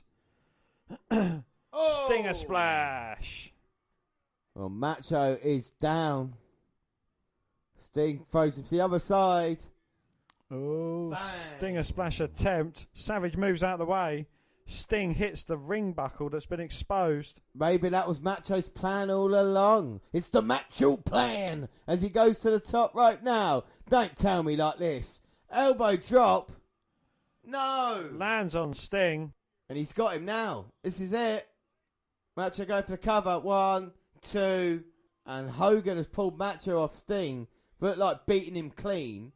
Even though Sting's meant to be the guy in WCW. Sting's up to his feet. Hogan slaps Savage. Luger pulls Macho out. He's got problems with him. And Luger now waffling away on Macho Man. What a shit boot that was. Double denim. Well, not many people can get away with double denim down, and Luger can't. So, But it's Hogan and Sting face off. But Hogan's just helped out Sting. But the NWO are surrounding the ring. Sting's fighting them all off. And Hogan now scared. Sting shouts, "Woo!" Hogan out the ring. Oh, Kevin Nash. Double denim Luger's back in the ring. Yeah, the protector Kevin Nash out there with Hogan. Luger and Sting in the middle of the ring. Holding strong for WCW, but what a weird ending there. Looked like Macho had him beat clean. Dan, what were your thoughts on that? Again, there was so much going on, it's hard to grasp. I can't even remember what the first 5 matches were, to be honest with you. It was just, basically, yeah, they throw it all and then see what sticks on the wall, isn't it? Basically, yeah. We kind of think we got the Steiners there. They're a little bit of problems. Obviously, problems with the NWA, but it made Sting look really weak at the end of that if he's meant to be the saviour. Made Macho look strong, to be fair, didn't it? Most definitely, yeah. I was a bit surprised by that. So we do move on, and it is Nitro episode 126, February 9th, and we start the show with a main event. We are in El Paso, Texas. Well, we start the show with a look back at last week's main event. We are in El Paso, Texas, which James already said. Hogan and Bischoff make their way down to the ring, and "We Want Sting" chants echo throughout the crowd. Well, how did Bischoff become so successful so little time? He says it's thanks to Hogan. So now Hogan. So again, third Nitro we're watching. Again, a Bischoff and Hogan segment. Listen what Hogan says about this whole situation. So Hogan coming out here and he's got problems with Macho. Does this take away from Sting? I.e., Sting is meant to be the guy who's saving WCW here. At Starrcade, he was meant to beat Hulk Hogan, and that all ended weirdly, didn't it? And now we're setting up for a rematch. But instead of focusing on that, they're giving us Macho versus Hogan. And for me, it's just too much. Well, I'm sorry. What about Scott Hall? He won a 60-man battle royal. Yeah, but they've not sorted out the world title picture. And not only are they diluting it with that and saying, all right, guys, Sting, Hogan, the winner, faces Scott with the next pay-per-view. Instead of saying that, they're bringing Macho Man into it now and saying Macho's going to get involved. It was obviously last week that he was going to beat Sting clean, wasn't it, until Hogan got involved. And now it's about Hogan and Macho and Sting. That's kind of being forgotten here. Well, does this take away from Sting? Well, exactly, yeah. Anyway, so up next we get Hogan Macho for tonight, and then we have the Nitro girls. Shivani and Tenay start the show, but there's no Z-Man. Well, we get a recap of Mongo and Bulldog for the past 2 weeks. And the first match, James, Glacier versus Mongo. Well, Louis Spicolli joins the announce team. He's got Larry's bag. We don't know where he is. And then we get an awful match. Mongo wins with Tombstone. And Mortis and Mitchell run down to beat up Mongo. Tony and Mike have no idea why this is happening. Neither do I. Mongo recovers and spikes Mortis, so I guess Louis had joined the announce team for the night, basically. Next match. So I guess Louis has joined the announce team now. He's come out here and he said he don't know where Larry is. He's got his bags. Bit weird. Next match is Norman Smiley versus Conan, of course with Vincent. K-Dog's been an ever-present on Nitro. That is not a good thing. He is still Gash. Well, next match is Norman Smiley versus Conan with Vincent. He's over, but we are near Mexico. Well, Smiley is a great technical wrestler. On with a half Boston crab. Yes, Mike Tenay interviews Brad Dillon. Yes, that Brad Dillon. What, the well-famous Brad Dillon talking about WWE race cars? It makes me want to watch NASCAR. Get in there. Nitro Girls up next. Yes, and JJ Dillon is with Neil Patrick. He's still under suspension for his part at Starrcade. Well, Scooty comes out and escorts Nick away. Before he goes, though, he says the video shows a normal count, it's true, and he's been with the company longer than JJ. Well, next match is Yuji Nataga versus Disco Inferno. And Yuji comes out with Sonny Ono. And Louis Spicolli is quite entertaining on commentary. He really is. He wants to know Larry's okay, even though you know he's fucking behind it. Well, Tony doesn't believe him, and Nagata had it won, but Ono wanted to hurt Disco more. Yeah, he did want to hurt him more, so Inferno hit the stunner out of nowhere, surprising everybody. Here comes the Parker, and he takes out both men with a chair. Yes, and Louis leaves to find Larry. Yeah, let's hope they find each other. Up next, Mike Tenay again with Lex Luger. He has words for Hogan and Macho and says they are overlooking Sting and himself, and Luger wants Macho. We're on to the second hour and we get the fireworks. And the next match, Eddie and Jericho versus Chavo and Malenko. So just think of the talent involved in that match. We're just going to watch the end of it here. Chavo's in now as Eddie Guerrero away. Got him with a drop kick. And you talk about how talented the WCW roster was at this time. Eddie Guerrero and Chris Jericho now teaming up. Well, Tony again says they are brothers, but corrects his mistake. Yeah. I mean, there's a huge Eddie chance in this one, you know. But it is Eddie's hometown, but all four men are respected. Well, yeah, and the amount of talent. Malenko's got Eddie, both men on the apron here. Malenko, they're fighting off and up. Oh! Eddie pushes Chavo off the top, though. And Malenko going after Eddie Guerrero, and Jericho's got the lion tamer in. And Chavo Guerrero taps out almost immediately. Yeah, that is bad for Chavo Guerrero. But what a great match that was. We see a video of the Steiners. In the main event of Nitro, they face the others. Yes, and we've got El Dandy versus Juventud Guerrera. Yeah, well, I mean, we've seen a couple of big dives. A couple of things. Juve is only 21 years old, quite incredibly, yeah. Not now, obviously, back then, otherwise he'd be 1 year old and wouldn't make any sense. But he hits the Juve driver and the 450 splash for the win. This is a 450 splash. We've seen Juve. It is a thing of beauty. And Juve wins. And oh, wait a minute. What's going on, Dan? Well, Y2J's come in and attacked him from behind. Why is Chris Jericho doing this for? Just been drop kicked out of the ring. But then Juve throws him out. Well, what's going on? I'm from Mexico. Mm-hmm.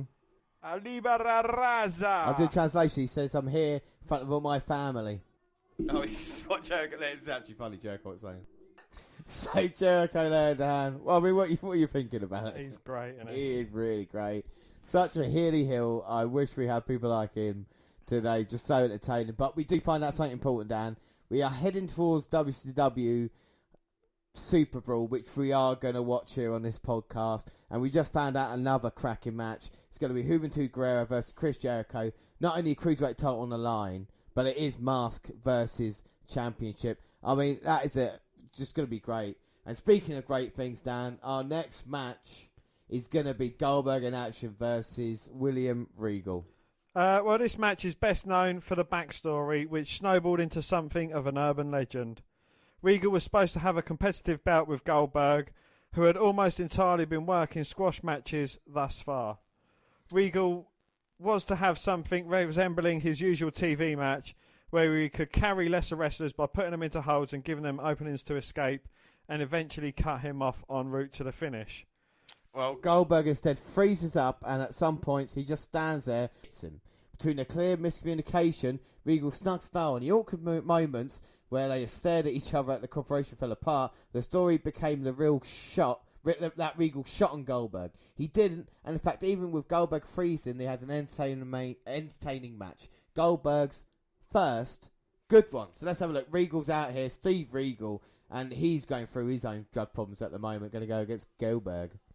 So here we go, bells rang, and Steve Regal versus Goldberg. I mean, looking back at this 20 years, it's the general manager of NXT versus Universal Champion last year's WrestleMania, which is crazy to think about it. Goldberg's still coming through, and Regal has been through the scene. I mean, he's been through everywhere, you know, so he's been there and done that, looking to put Goldberg away. This is a really interesting match, isn't it, Dan? It is, yeah, and it's, you know, the backstory certainly build this up as a big match, well, or you know, a legendary match, shall we so to speak. Let's make sure we don't miss a second. We know Goldberg matches so quick it could be over, but Goldberg trying to work the arm of Steve Regal here. Oh, and Regal going for the single leg takedown. Goldberg blocking it, so Regal goes back to the arm, and Goldberg reverses that into his own arm lock. And now trying to roll up. Regal might have him here. No, Steve gets the ropes. Oh, Goldberg's matches are normally over before this. Regal has done well in this one. Lovely headlock takedown there, but Goldberg tries reversing it. He does, so with the head scissors. Regal now going to try and get out of this. And this is all about smothering Goldberg in this one. And Regal's certainly doing that. Goldberg reverses out of it though, and then a couple of knees to the midsection of Regal. Now backing him up in the corner. And what was that by Regal? Poke to the eye, maybe just a punch to the face. Well, with Goldberg managing to reverse the armbar and putting Regal on his back. And Regal going back to that leg. Well, he's trying to pick the leg of Goldberg, but Goldberg's firing it off. But does get him down eventually. And now Regal, front face look back to the arm. And maybe he's thinking to himself, Goldberg might not be able to be pinned for 3 seconds, but maybe submit. Picks up Regal. Back, drops him belly to back suplex there. And there's the first power move by Goldberg. Tries to Irish whip Regal, but Regal kind of turns it into this weird headbutt. Now an uppercut backing Goldberg. And now pick Goldberg. No, Goldberg grabbed the head. Irish whip attempt. Regal goes low, takes out the knee. And now Regal with the uppercut to Goldberg. Make that 2. No, only 1. He's bringing his head down to the knee so Regal can connect. Oh, wow. I think Goldberg was trying his spinning neck breaker usually hits, but didn't really work. But has not Regal. Well, Goldberg goes high with a big shoulder block takedown. Mm-hmm. That's impressive by Goldberg. Showing his agility there as well as his power. Regal now blocking the boots in the corner. Reversing Goldberg. Very impressive by Regal. Calls British style. And uppercut open palm strikes by Regal. Straight to Goldberg's face. Midsection. And following up with a headbutt. Well, Goldberg coming out with knees to the midsection. Irish whip to the corner. Spear takedown. And we know what always follows this. Well, the question is, I know Goldberg's a bit discombobulated, but can he get Regal in position? Well, he manages to jack him up and hammer him down. 2, 3. There we go. Goldberg wins. Dan, what are your thoughts? It was, well, as I say, Goldberg's probably his best match that he's had so far in WCW. He seemed a bit like a fish out of water most times with it, though. Yeah, I can see what you mean. You can tell a little bit by that. Regal maybe trying to call it through it, and Goldberg's like, well, no, usually I just spear and jackhammer. But Regal trying his best, and it's really weird, Regal's career path after this as well, which we're going to follow. And like you said, Dan, he is a real man. He is a man's man. So we just saw Goldberg there in action, and man, is he intense. Nitro Girls! Yeah. And a Nitro party in Kentucky. Well, exactly. It is a party, but it is in Kentucky, so, Louis comes out for his match, and he's still carrying Larry's bags. When we have more time, we'll look at gentleman Chris Adams, who's in action next. During the match, the flock come out, Raven leading them.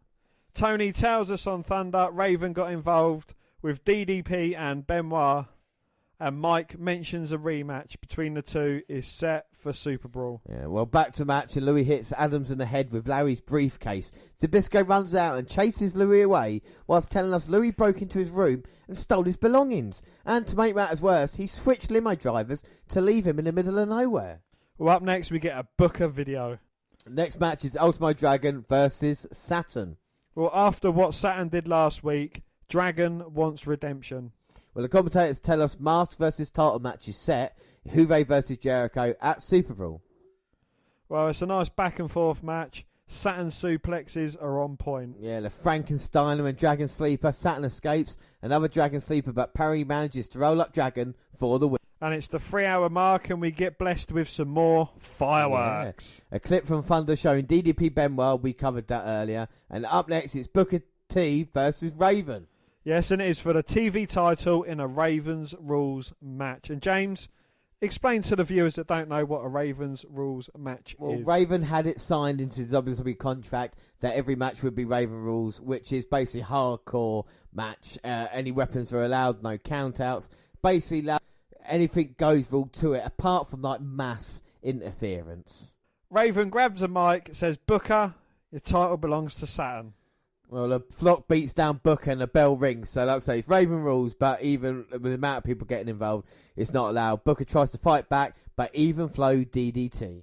Well, Saturn arrives, puts in the rings of Saturn. Raven shouting at Booker T on the mic saying Saturn will easily beat you. Well, it's Macho versus Hogan next. Yeah, and before their match, we see the kind of shenanigans that went down last week on Nitro with Hogan seemingly leaving Macho there in the Scorpion Deathlock. out to dry. And this we're getting onto this now. And, you know, Macho versus King, what is this, 20 years ago, 1998. We've seen this match a lot. Does this still excite you, Dan? Macho, especially with everything going on with the NWO, are you excited to see this match? In a storyline perspective, yes. But in a Macho versus Hogan, no, not really. Yeah, exactly. So you see Bischoff and Hogan coming out. Well, Hogan and Bischoff coming to the ring. Hogan saying he's going to beat Macho, brother. Yeah, but you got to remember, he's got to fight Sting at Superbrawl. Oh! And Macho comes from behind, attacks Hogan as he's making his way down to the ring, tells Bischoff, you want some? Come get some. And he grabs Eric Bischoff. Is he going to deck him? Oh! A big right hand to the head of Eric Bischoff, the head honcho in the NWO, and he picks up Hogan and throws him throat first over the barricade. Yeah, and he spat at Bischoff as well. Macho going to bring Hogan into the ring, and here we go. Bell rings. This is going to be an official match. Hogan doesn't want any of Macho, begging him, please don't hit me. Macho's just classic in what he does. He does. He's got a script and he sticks to it. But what's it mean, though, when he does his hands like that? I know anybody can't see, but is he trying to get the crowd into it? Who knows? And he's choking Hogan with his own NWO shirt. Well, Macho wants to be leader of the NWO, and, well, to do that, he's going to have to take out Hogan. Like I said, Macho's got a big match against Luger at Superbrawl that he's got to be... They're just fighting each other at this moment in time. Oh, and this is nasty now. Macho poked to the eye of Hogan. And Macho's been in control since he attacked Hogan from behind on his way to the ring. And he's just doing everything he can to choke out the leader of the NWO. I don't know if it's me, but the WWE official seems to be enjoying this a little bit. Watching two NWO guys beating the hell out of each other. Do you reckon there will be any outside interference? Most definitely, it's a WCW match. And it's an NWO match. It's an NWO match. We're just waiting for the interference. But at the moment, Hogan has got no one to help him. Even Eric Bischoff who's outside. After that devastating spit from Macho Man. Who knows what is in his system at the moment. Eric Bischoff's probably coked up and roided up at the moment. After that spit. He comes out like the incredible Eric. And now Hogan finally takes control. Shortcuts himself. Well, he's choking out Macho Man with his shirt, and he goes to bite the head of the Madness. Tries to bite Macho's head. Macho Man's a bit punch drunk, nearly hits the referee. And now Hogan's taking him into the corner and choking him out on the ropes. I don't think we've actually seen a proper wrestling move in this first 5 minutes of this matchup between these two. Oh no, sorry, a kick to the stomach, followed by another 5. Funny thing is, right, I've been watching Nitro and I thought, this is not good. And then I watched Raw and I was dreaming for Nitro. It's honestly, once we get onto the WWF in a bit. Yeah. It's fucking awful. But it's going to get there. We know it's going to get there. Now Macho on the apron trying to fight off Hogan. That's the thing that I can't fathom though, because the WCW fans are absolutely lapping this up and they're loving it. Yeah. And it is awful wrestling. It is terrible. But then they sit on their hands when you got a 205 live match, a bloody great match, a few great matches, and throughout all of them, the biggest annoyance is that the fans have been sitting on their hands, and it's like, wow. Well, do you want to go back 20 years and watch a fucking Hogan versus Macho Man diabolical match? But maybe they appreciate, I don't know, the theatrics and the drama of it. Exactly, yeah. You know, it's like there's a lot of guys who watch wrestling in WCW that stopped watching it when Hogan, Savage, or the Attitude Era and stuff, that went away from it. You know, you got to remember when the ratings was on top, there's like 10 million people, whatnot, and now there's 3 million. So you got to think there's a lot of people that just thought, well, no, I don't want to bother anymore. Yeah, but then it's you've got the smarks that only watch NJPW. You got the ones that are loyal to Impact. You've got so much variety to choose from now. Yeah, exactly. That is true. As Macho and Hogan just traded low blows. And the referee doing nothing. Hey! Is that what we can actually classify as a proper wrestling move? That is the first backdrop.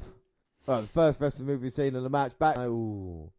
But I mean, the thing is, the problem with us. Well, I say we like great wrestling, and like you say, with the couches, you've got to remember 20 years ago how big Hogan and Macho Man were, even though they've been around for a while. I mean, this is the equivalent of, like, Cena versus Orton back in 2000, you know what I mean? When they were both coming through and feuding each other. Like, that's the thing. That's the thing, you know.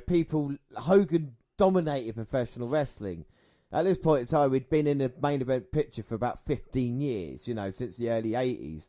The same with Macho, really, and they've been always associated together. So, I mean, people are interested about it, but I feel they wanted the NWO to kind of break up and go for feuds rather than what actually happened, you know? I think that's what we're going to see a lot this year. I mean, it's great Hogan Macho going at it, if then at the end of it, one of them, they go their separate ways, but they're forgetting about Sting as well. So Hogan's meant to be fighting Sting for the fucking world title. Macho Man's going against Luger. And instead it's being forgotten about in this kind of, like, weird kind of different feud. There's like 3, 4, we're going to see as well with Bret Hart. It's like 3 different feuds Hogan is involved in at this moment in time. Yeah. It just doesn't make any sense. Well, Bonesaw versus Thunderlips is well underway. And Macho taking Hogan to the outside. Hogan gets barricaded. Macho all the way to the top. Oh, fucking hell. Looking to drop that elbow on Hogan, but Hogan sidesteps and Macho Man face first into the barricade. And he might have broke his nose or jaw there. Big impact. And now Hogan's got a steel chair. And referees let things go. But is he going to let this? No, wait a minute. Chair gets snatched off him by Liz. Well, she doesn't want to see any weapons coming between these two guys. Oh, God, that was awful. Macho just pushed Hogan into the ring post there. Now he's got the chair. Oh, straight across the back of Hogan. Man, the commentator is absolutely loving this NWO on NWO. Did you know that Miss Elizabeth won her only awards and accomplishments in wrestling were Wrestler of the Week, October the 4th to the October the 10th for 1987. And she got a Slammy Award in 1987 for Woman of the Year. Macho hit the elbow on Hogan to look to maybe finish it. But unfortunately for Macho, the entire NWO have just come out here. So here comes Scott Hall, Vincent, Conan, Buff Bagwell. Just everybody, and they're beating up on Macho now. Nash here with a steel chair. Hogan's got chair in hand and just drilled Macho Man in the head. Another chair to the back. That is bad. So it looks like the NWO don't want Macho on their side then. No, they've kind of taken the side of Hollywood Hogan. Yes, well, with the assistance of Hall, Nash, Vincent, Buff Bagwell. Macho Man's not done with Hogan now, though. And the NWO trying to pull him off as we go to an ad break. So Luger comes out like he said he would. There he is. Here's Logan. And he said he wanted Macho after this match. He said he wants Macho, but we've just seen a Macho Man have a hellacious match with Hogan and being beaten up by the NWO. Is he going to come out here? That's what Luger wants. Well, will Luger hit Miss Elizabeth like he did in 2002 when he left her locked in the garage of his house? Yeah. Or will he leave her for dead like, well, when she had the overdose and died? Oh, Liz has come out here. Distracted Luger. Macho Man came running through the crowd. Macho, who's just been beaten down 5 minutes ago, has now come out and beaten up a fresh Lex Luger. But Sting's run his way to the ring, grabs hold of Macho's leg as he was just about to drop that big elbow off the top, and he lays a beat down on Savage. Well, the crowd absolutely loving Sting, and it looks like WWE wrestlers are covering each other's backs. Yes, well, it makes a change from Hogan covering WWE's wrestlers' backs with the NWO logo, and Sting nearly walks all over Lex Luger. Scorpion Death Drop. Oh, here comes Hogan and the NWO saying, yeah, we like that. You beat up Macho Man. Now Luger's back up, the NWO, and trying to attack Sting and Luger. Sting and Luger, though, they both in the NWO black and white. Yeah. Oh, wait a minute. Well, they've dropped a net from the ceiling and they've trapped Sting like he was a big fish. Fish. And now Macho, Luger and Sting all underneath and the NWO come in the ring, beating them down. Sting trying to fight his way out of the net, but on a losing battle. There's no one here to help him. This is just complete domination from the NWO. Referee's coming out. God darn it. Go on, Charles Robinson. Drop some asses. Yeah. But that is it. Advert. And no one in the ring as we come back. So everything was fine. So then Nitro. And now it's the main event. Can't miss out them Nitro girls. It's the Steiners versus the Outsiders for the WCW Tag Team titles. Hall gives the survey. Nash is too sweet. And they left one out. Interesting comments, isn't it? So Nash mentions the Wolfpack. Wants Six Pack, who is released from WCW, back. And we would know what had happened in how long is it now? A couple of months' time. But Steiners versus the Outsiders. Steiners Outsiders. And yes, it is going to be as awful as it sounds. I don't think it's going to be too bad. I don't think. To be sure. I think the Steiners are a great tag team. I mean, sure, Dan. Sure, they're having their problems recently. But I don't know about this one. Well, they can obviously come together to fight a common enemy. I mean, they're brothers, James. They're brothers. Exactly. Well, Big Papa is pumped as he's coming out here. And there's some titles being walked around by the referee. Yeah, they're the tag team titles. Steiners beat Hall and Nash clean for the tag team titles. But Nash and Hall, being Nash and Hall, said, no, we're not happy. We are still tag team champions. And that's what happened. They literally walk around with just another set of tag team titles. Which so this is for the unified tag team championship. Even though it devalues the championship. But hey, I'm not I'm just watching it. But it is the Outsiders and Steiners, two recognised tag teams. You know, you talk about Steiners and of course Nash and Hall. I'm a really big fan of the Outsiders, even though we know the what's fair to say, the match might not be greatest quality, but hey. It's not going to be your catch-can style wrestling, no. Well, Scott Hall can work, don't get me wrong. So he's in there with Rick to start things off. The dog-faced gremlin and Rick versus Steiner. The bad guy. Oh, and a toothpick to the face. Well, you don't want to pick on Rick. You don't. Well, he tried to, and then he got hit in the face for his troubles. Steiner line. Steiner elbow. Going for the cover. Ooh. Going for the Steiner cover, but Scott Hall kicks out. Now Rick taunting big sexy Kevin Nash. Tags in his brother Scott, who drops a big Steiner forearm of the Outsider. Irish Rip reverse. Scott Hall went for the hip toss blocked by Scott. Oh. Variation of a choke slam there. Yeah, and that's mocking the Giant. Of course, Nash dropped him on his head. Scott was quick to recover. Oh, a belly-to-belly overhead suplex by Steiner. Is Hall going to go to Steiner Suplex City?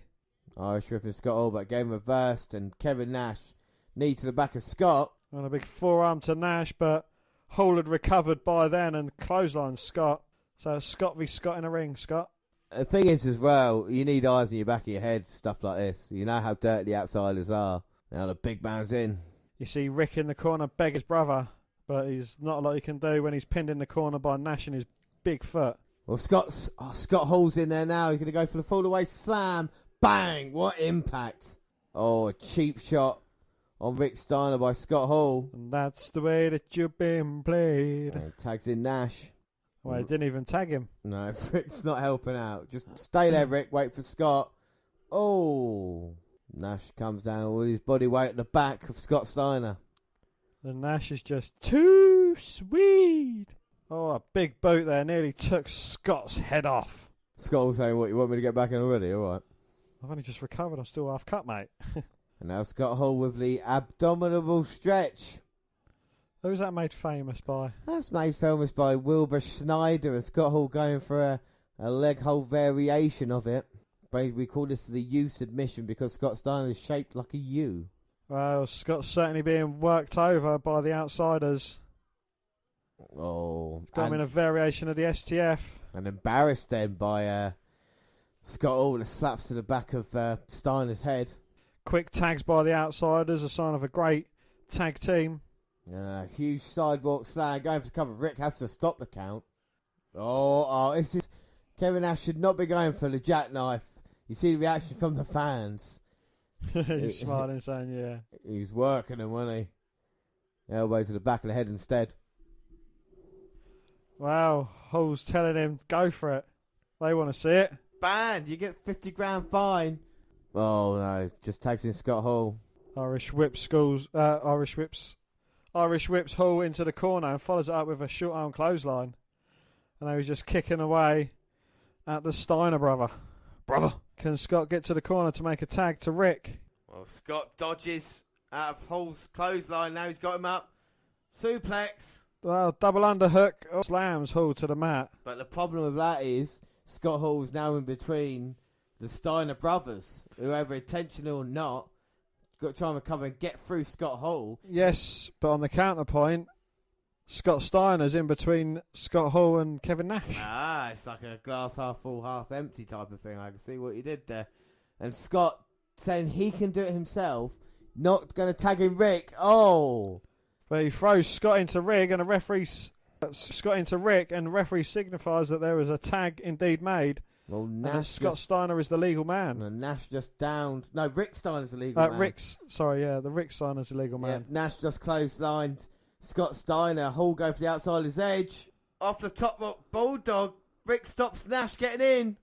1, 2, 3. And the Steiners are the unified tag team champions. Oh my God, what an upset. They've done it here with no outside interference for the NWO. And Rick is so happy he got the job done. Well, Nash takes Scott Hall out of the ring. And look at him running around. Does Scott look happy? He doesn't look that happy, no. Oh, there you go. Now they're happy. Wow, what a moment here on WWE Monday Nitro. In the main event, the Steiner brothers reclaim their tag team titles. Well, it seems all's patched up between the Steiners. Yeah, I think exactly right. All the problems, anything that we thought was going to be wrong with them is now sorted. They are tag team champions back on top of the tag team, wrestling world now. Fair play to Rick and Scott and Ted DiBiase as well. So, Dan, what do you think of that? Yes, it wasn't without controversy, and again, I think there's still a bit too much going on in the 3 hours. I know it was only like 2 hours and 15 minutes minus all the breaks, but there was still a lot going on. Like Hogan's got 3 feuds going on, Macho Man's got like 2 feuds going on. They're spread a bit too thin, and you got the Jericho situation. You got the Steiners. They was apprehensive to tag each other, and then now they've won tag team gold. Everything's been brushed under the carpet. You got the Outsiders losing relatively clean, or as clean as you can get. And of course, don't forget about Goldberg and Regal early on in the match, or early on Nitro as well. Like I said, there's so much but I didn't mind it. I thought it was quite a good episode of Nitro.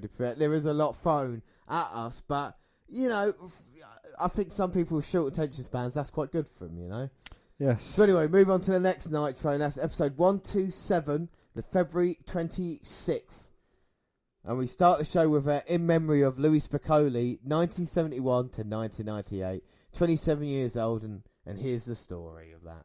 Now, Louis Spicolli was a talented worker with a great sense of humour, stigmatised by the lack of the big man look in vogue during the 90s. Well, nevertheless, Spicolli advanced himself through the sheer determination of finding work in the ECW, WWF and but success was short-lived for Spicolli, in large part to years of abusing the muscle relaxer Soma. Well, many say Spicolli was on the verge of a breakout in WWE, but unfortunately his life was cut short. Spicolli suffered a drug overdose at the young age of 27. During this time, Spicolli did a guest stint on colour commentary, proving so funny that Eric Bischoff considered putting Spicolli into a permanent role as a colour commentator. Bischoff reportedly saw Spicolli as the Chris Farley of wrestling. And unfortunately, Chris Farley died young as well. Plagued by frequent overdoses, Spicolli resolved to give up his drug abuse and reportedly did so cold turkey. However, he relapsed when his mother was diagnosed with cancer and she was just given months to live. On February 15th, 1998, Spicolli was found dead in his home by a friend who had crashed there. According to Dave Meltzer's 2001 book Tributes, Spicolli's friend, John Hanna, woke up to a really bad odour. When he opened the door to Spicolli's room, he knew right away what had happened. Spicolli was lying face first On the floor, there was vomit all over the place. His ankles were swollen and his body was already discoloured. Yeah, so I'm sorry to go a bit graphic there. Warning, the following content is going to be graphic nature. But yeah, Lucifer, we saw him, didn't we? We've been watching him on Nitro, and like I say, gone too young. So we started the show proper with a video from last Thursday. Luger and Sting ended up battling Hogan and Macho. Tonight, it would be our main event. So main event tonight, Luger and Sting versus Hogan and Macho. That's fucking huge. Yes, indeed. And Hogan and Macho teaming up. It's a bit of a funny one. More detail a bit. Yes, but in Tampa, Florida, Larry Zbyszko is back. And we find out on Thunder, Bischoff wants to sort things out by getting Hogan and Macho on the same page. Yeah, Hogan wanted an apology. Macho gave it to him and a slap across the face. Well, Hogan arrives on Nitro with the entire NWO. So we've got Hogan, Bischoff, Vincent, Norton, Buff Bagwell, Dusty Rhodes, Kurt Hennig, Conan, Hall, Nash, and Rick Rude. Well, Hogan says it's like the good old days, the entire NWO being together. He talks a lot. I was more interested in Nash and Hennig laughing in the background anyway. It looked like they're having a whale of a time. But here are some notes from Hogan's speech. Nick Patrick will be ref versus Sting. He will beat Sting. Well, actually, it's easier to watch. So let's just... Hogan then goes on to talk about Macho and how easy it is going to be to beat him. Hogan had a go at Macho for being bald. Yeah, unbelievably he did. How dare Hogan, out of all the people in the world... So he's going through his A, B, C, D's of wrestling. B was Bret Hart. D's... So Hogan's saying he beat up Macho on Monday, which he didn't really. On Thunder, he should have apologised to him, and he didn't. But the crowd into it, aren't they? They hate Hogan. Well, they're saying Hogan sucks. Macho loves a bit of spitting, doesn't he? Every time Macho Man raises his hand, Elizabeth flinches. We have got a pay-per-view this Sunday as well, and yet it's more about Macho and Hogan than it is anything else. Well, it's all about Hogan, and it's all about Macho. Well, it is all about Hogan, isn't it? And we thought after Sting beat Hogan, well, what we thought he was at Starrcade, that would be the end of it. But unfortunately, the fans still seem to be behind it. So at least that's a good thing, I suppose. Yes. Well, next up, Larry Z says, let Louis rest in peace. That feud is now done. What, does Larry think he's won? Yeah, he beat him when he was in the cover. 1, 2, 3. And Jimmy Hart had a word in the ear of Hugh Morris, who is in action next. Goldberg. And let's not forget, Goldberg made his debut against Hugh Morris, so maybe Hugh Morris has scattered out Goldberg and can take him down. Well, we will see. Well, Hugh Morris looked to sneak up behind Goldberg as he was doing his rope stretches, but Goldberg wasn't having any of it. He got hold of Hugh Morris and delivered a few moves to him, but Morris, he managed to jump the ropes and deliver a clothesline to Goldberg. And that was impressive by the big man. Aye, big man. And he's trying to rock Goldberg. Of course, Goldberg last week beating Regal, reversed the Irish Whip and Morris. Ooh. The shoulder throw, but Morris, with a couple of knees to the midsection, looking to suplex the big man. Oh. But Goldberg manages to jump out and land on his feet, bounces off the rope and delivers a thunderous spear to Morris. That might be it now. And Goldberg, he's not wasting any time, picks up Hugh Morris. Oh, sorry, your bit. Jacks him up, hammers him down. 1, 2, 3. Well, Goldberg there make time of Hugh Morris. And I mean, how we talk about a lot of bad stuff on this, but how great is that, though? Well, you know, that's just, it's Goldberg. He doesn't say much, but, you know, he gets the job done. No, you know, he's totally dominating his way through the WCW roster, and it's only a matter of time, the big one. Yeah, without a doubt. And we see a video recap of the Steiners winning the WCW Tag Team titles and the main event of Nitro last week, and the commentators are absolutely loving it. They get a title rematch at Superbrawl, but apparently Nash and Hall won it tonight. Oh, will they get it? More than likely. And now Nash and Hall coming out, and they're going straight to the commentary team. Scott Hall and Larry have had their problems recently. Why do they want it tonight for? What is the point of that? They got a match at Super. Why the fuck do they need it tonight? Next time you want to scream uncle again, you let me know. So there you go. There's the outsiders, and they're just showing they can do whatever they want to do. You know, the NWO just dominant over Nitro. Pretty much, yeah. So then we see Hogan on Thunder. One guy on his list. It would be Sting, because he's facing him for the world title. Nope. Macho Man, because they've been feuding recently. Nope. Think of another feud he's got. Oh, Bret Hart. Exactly. Because Hogan can't just have one feud going on. He can't just have two feuds going on. He's got to have three. So we see him talking about Bret, wanting him, and then we see Sick Boy. He's out with Raven's Flock. Yes, well, WCW sure does like its groups. Yeah, they do, and it's Sick Boy versus Mark Starr. Both are useless. Yes, Sick Boy drop Star for the win. End of story. Well, yeah, it's a real jobber feel to this. Then we get Nitro Girls. Right, now I'm going to put this in because I've been wondering what it was near the entrance. I don't know if we can see it, but every time someone comes out to the ring, I'm going to try and find it. It's really fucking weird, and I noticed it the other day, and I hope I'm not tripping out for life. Hopefully you see it here. Go on, show me it. Go on, show me it. Show me it. So, okay, so anyway, you just saw it, yeah? Yeah. Right, so, good, I weren't tripping. There is fucking something near the entranceway. I have no idea what the fuck it was. Let me get it.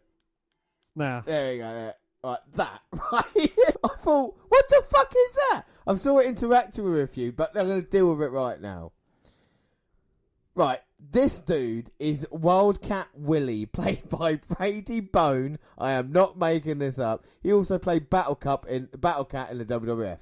He was an American professional wrestler and referee. He was perhaps known for his appearances with WWF under the ring names Brady Boone and Battlecat. He died actually later on this year. Later on, 1998. Oh, right. Guess how he died? What, in the suit? No, I'll give you a clue. Think Macho Man. Tree. Automobile accident. Well, Wildcat Willie was the WCW mascot from 1995 to 1999. He'd come out to the ring and dance around in between matches on Monday Nitro and Saturday night. He was finally fired in 99 after they realised that fans hated him and had more fun throwing stuff at him than actually watching him. I'm sorry, he was finally fired in 99. On December the 15th, 1998, while driving home to Tampa, Florida from a WCW television tape in Orlando, Peters died in an automobile accident. After that, it's not known who Wildcat Willie was. There's rumour that Larry Proffe played the role since he had a WCW contract from 95 to 99 and was never seen on television. Nobody has ever confirmed the rumour, though. So, literally, it could be Macho Man's brother under that after he said Boone actually died. I mean, this episode's been full of death. I do apologise for that, anybody listening. But we do Two dead men on the screen at once. Yeah. But no, yeah. Despite being smaller than most wrestlers, Peters inspired several up-and-coming wrestlers with his athleticism, including RVD. The two met while Peters was wrestling in Florida for Suncoast Pro Wrestling. Peters helped RVD during his early years in wrestling and persuaded Giant Baba to allow Van Damme to tour with All Japan Pro Wrestling. The last time Van Damme saw Peters was the only time he wrestled him. In tribute, Van Damme uses moves that Peters himself used. So there's Wildcat Willie. Here come the Outsiders. They're in action up against Public Enemy. Well, Dan, the Public Enemy were ECW's first great gimmick. They were super over, but then they went to WCW. Well, looking back, it didn't work out. No, it didn't. And looking back 20 years, they look awful. Yeah, they do. And let's remember the jackknife is still banned. And the Public Enemy consists of Johnny Grunge and Rocco Rock. Yeah. And here they come now. I mean, just look at the state. I mean, many people might know Public Enemy for the match against the Acolytes in WWF in 99 when they basically beat the crap out of the Public Enemy. At that point, you know, you got to remember back in ECW, the fans were really into them, the house party type of thing. But I say they're a great gimmick, not great wrestlers, you know. So probably one of their most high-profile matches. They've been former WCW tag team titles, but that didn't really work out for them then. They're going against the Outsiders here on Nitro. Can they impress? Johnny Grunge is in the ring. Rocco Rock, of course, the outside. Both men, unfortunately, have passed away. So, again, I apologise. I'm not meant to upset anybody here. Scott Hall with a toothpick to Johnny Grunge. And now collar and elbow tie-up. Scott Hall, though, working the shoulder. Sleep apnea complications Johnny Grunge died of. Oh, but Grunge now, first bit of offense on Scott Hall. Boot up, and now the clothesline. He died of a heart attack while en route to propane wrestling. Oh, fuck off. So 3 men on this car died whilst driving a car. No, of a heart attack. Whilst September, driving? whilst en route to propane, so he might have been in the back or So he might have side. been- but Macho had a heart attack whilst in a car as well, you know? And this guy who crashed his car. So it's 3 auto-vehicle accidents.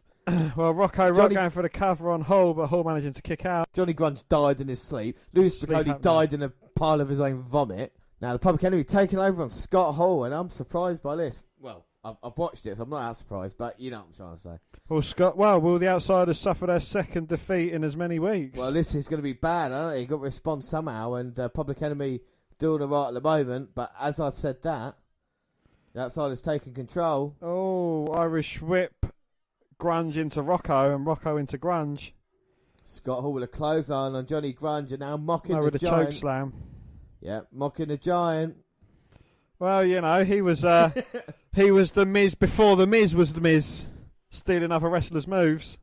And Grunge brings Scott Hall to the outside, right until they introduces themselves steel steps. Bouncing his head off the Public Enemy table. Oh, Rocco Rock ducking the big boot from Nash.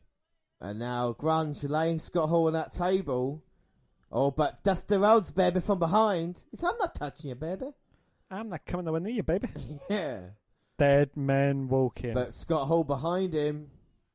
Oh, shit, yeah, Dusty Rhodes as well at ringside. He's fucking... Oh, how depressing. And wait a minute. Kevin Nash in the ring with Rocco Rock. This is not allowed. Jack Knight said this. The jackknife is banned. Nash, don't do it. Think of the children. Nash, do not do it. Scott Hall putting Grunge on the table at ringside. No, he's not. Don't do it, baby. Nash got him up. Oh, And he power bombs Rock through Grunge. barely though. That was dangerous. You had to make sure. Not that Kevin Nash would have cared. So it's disqualification. It's over here. The Public Enemy do get the victory. I fear they've won the battle, yet lost the war. What do you think of that, Laydown? Yeah, terrible. Well, I don't. To be fair, I don't think it was that bad. Like, if we look at the wrestling action, yes, it's not great. But if you look at a way of like, if it was getting the Outsiders over as a force, this is what making Kevin Nash look like a badass. He's got a move he's not allowed to use. He doesn't care about using it. And he's been arrested. He's putting people through tables. It's the second time he's getting carted off now because that's how dangerous the move is, you know.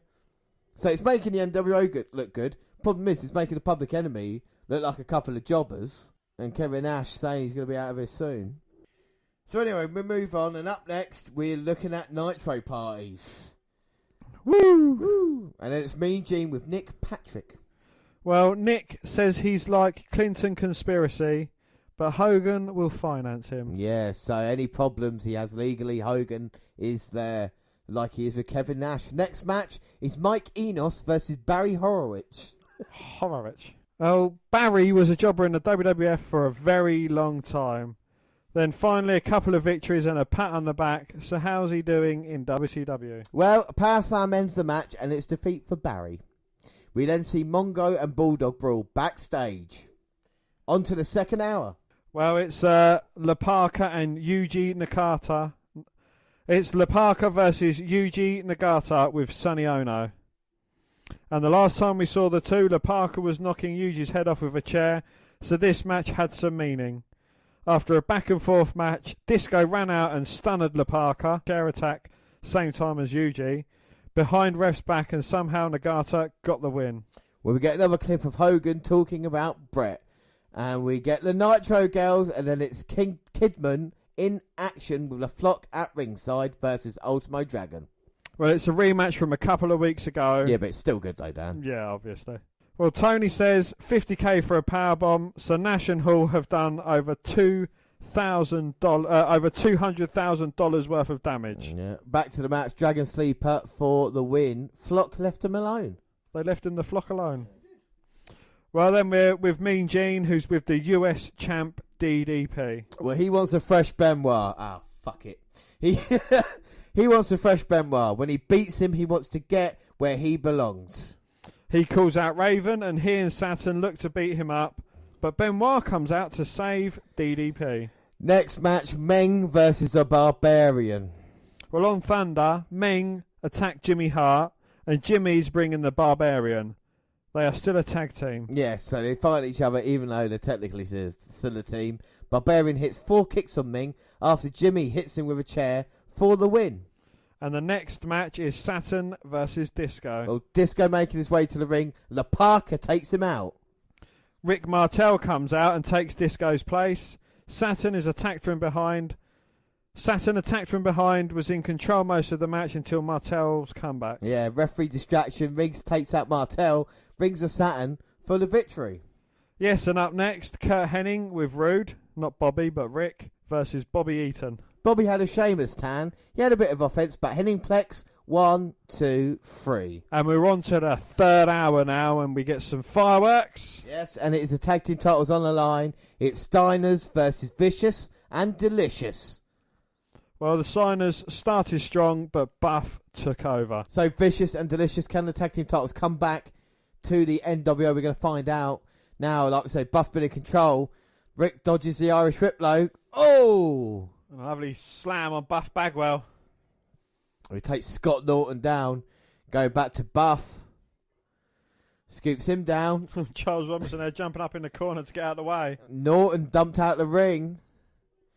And Buff line down. Scott chasing after Norton. Rick on the top. Looking for the Bulldog. Bang! And that's it, Shirley. Go for the cover. Don't call me Shirley, but Scott Norton breaks it up. Oh, and so another 2 Scotts in this ring. Norton sends Scott Steiner out. Oh, no. Now Kurt Hennig in to beat down Rick Steiner. Yeah, Vincent there. DiBiase gets knocked off the apron by Conan. There's 5 members. This is disgraceful. This is 5-on-1. Uh-oh. Here comes Scott with a chair. The equaliser. Checks on his brother. Oh, perfect.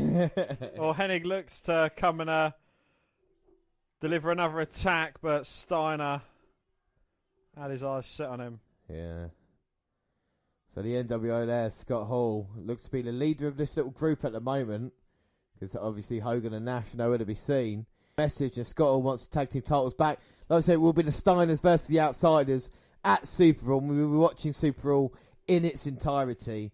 But up next, TV title, and I tell you what, much like the US Open Challenge that has become a thing in vogue now the past couple of years, the TV title was defended basically every week, and this week it's Rick Martel, who's been in action already, going against Booker T. Booker! So there you go, Booker T there with a backdrop to Rick Martel. Oh, a lovely kick to the head of the model. And they're building up Booker T. We've seen a couple of promo videos for him. He's split away from Stevie Ray, now going singles as TV champion. The future looks bright for him, and we've seen Goldberg as well, so there is potential there for WCW to look at the future, isn't there? You know, I know they've been focusing on the NWO. Of course, seeing Chris Jericho, the Cruiserweight title. Rick Martel at the moment wants some time out. Of course, he is a veteran of the business going against Booker T. He is, and he's gone a long way from having his little perfume puffer. Yes. It's an early days selfie stick wielding cunt. Yes, but instead of his puffy, he wants a TV title here tonight. Collar and elbow tie-up between Martel and Booker. Oh, and a very dirty break there between Rick and Booker. Well, Martel's at a stage of his career now that he needs some big victories. You know, he needs to show that he belongs here. You know, a loss against Booker T and continuing on Nitro, even though he's a new member of WCW, you know, the future probably doesn't look that bright for him. So he knows at this age, there's no room for mistakes. But Booker's been on fire recent times versus the Irish Whip. Oh, and a brutal spine buster there from Booker.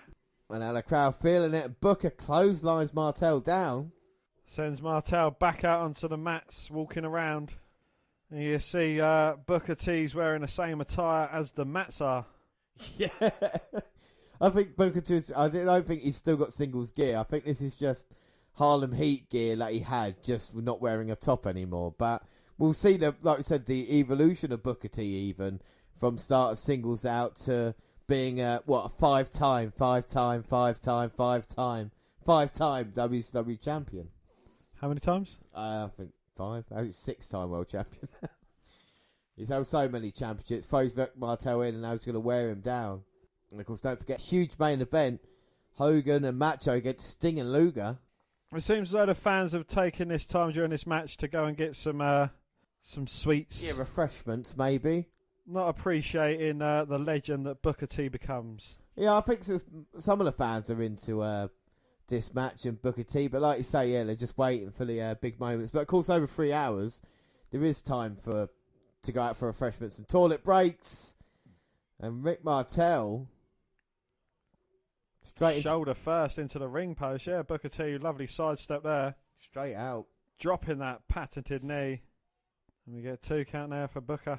Booker working on the arm, but now Irish ripping Martel. Oh, and Martel drops Booker throat first over the top rope. Now as this is up into the match. Well, now the knee straight down on Booker's throat. Throws Booker T out of the ring. He lands on a wafer of thin mats. But I think this gives a chance. I was about to say, it gives a chance for Booker to catch his breath. But Martel, what's paid back shot earlier. Throws Booker face first into the barricade. No relation to Lance. Camera's in Booker's way. Rick Martel going back into the ring to break up the count. But he's back on the assault now. Well, it's class in ring work by the veteran Martel. That's all you got to say here. He throws Booker in. He's really turning up a notch now, Martel, working on a sleeper. He's going to put Booker to sleep. Booker there fighting his way out of the sleeper hold. Manages to break it. Rick Martel goes for a big right of his own. Blocked by Booker. Irish whip. Oh, looking for a drop kick, but Martel hangs onto the ropes and Booker T hits the mat. Oh, no, now he's going to go for the Quebec crab. Can he get Booker turned? And he's got him there. Can Booker T get to the rope? Oh, and he does. Just about. Martel thinks he's won. Referee say no. No, you have not. Hell no. One back, please. Oh, and a lovely spinning heel kick from Booker. Drops Martel onto his back. See the fans responding, doing the old Booker T raise the roof. And now it's a slugfest between either man. Booker, though, picks up Martel. Slams him onto the mat. Oh, but Martel's in the referee's eye. Booker T spinning his way up to his feet. Delivers a big forearm to Martel. Booker's like, what's up with you, you dickhead? Yeah, referee's like, what? And now Booker picking up Rick Martel. Oh, Martel stomp to the leg. Side headlock. Booker dodges down. Oh, Saturn up on the apron. Hits Martel with Booker as he goes to kick Saturn off. I think catches his leg on that top rope. And Booker T's been hung up to dry. And Tony Schiavone telling us he really hurt his leg there. And Rick Martel knows this. And he's going to try and put him in a Quebec crab. Second attempt. Booker T's far away from the ropes this time. Booker's got nowhere to go. Has to tap out. And a new TV title champion. Oh my God. What a huge moment on Nitro. A new champion crowned Rick Martel. Well, anything can happen here. Martel beats Booker. I mean, Dan, what are your thoughts on that? I don't know. It was a bit of a slow match, really. It was... I don't know. It didn't really entertain me.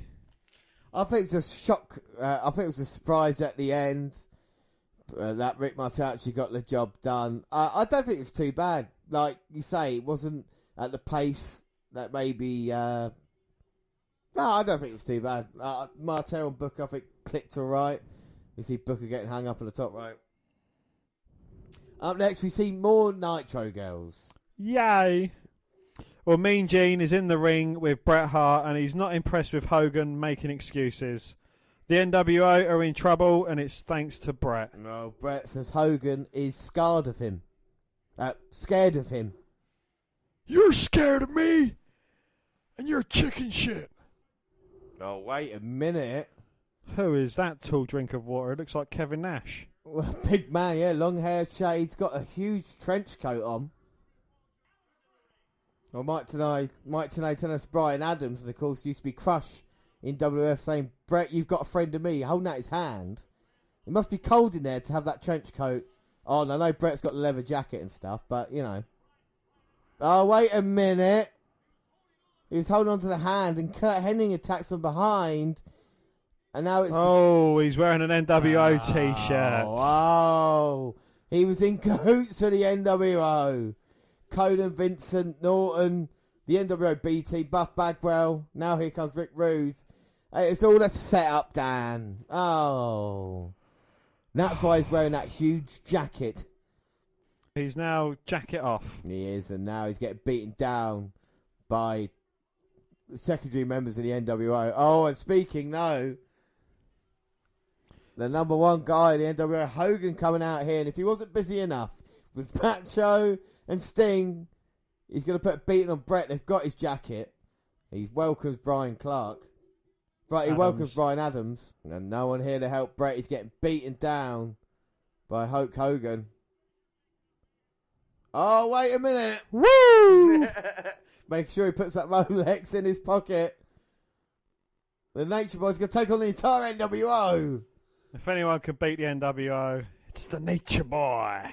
Chops, low blows. And now Bret's recovered.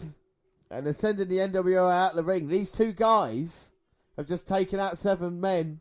Of course, last time we saw Bret Hart and Ric Flair in the same ring, they were wrestling each other. That sold out. Well, it looks like we've got an alliance here in WCW. Bret Hart, Ric Flair, Dan. What do you think of that? Wow, that's an alliance I did. Well, if they get together with Luger and Sting, the WCW actually have a team that could maybe topple the NWO. Potentially, yeah. I know we've not really seen much of Ric Flair of late. Well, the Nature Boys out here, they're sending a message. And, oh, that's a nice handshake between the two men in the ring. Bret and Flair, that's a sign of respect. But just going back to Brian Adams, we see him there, former crush. Last time we saw him in WWF, partly Disciples, though, it's a kind of step up for him, isn't it, really? Well, but who hasn't been a member of the NWO? Well, Adams signed with WCW, made his debut on the February 16th, 1980 episode of Nitro, which we're watching now, revealing himself to be the newest member of the NWO.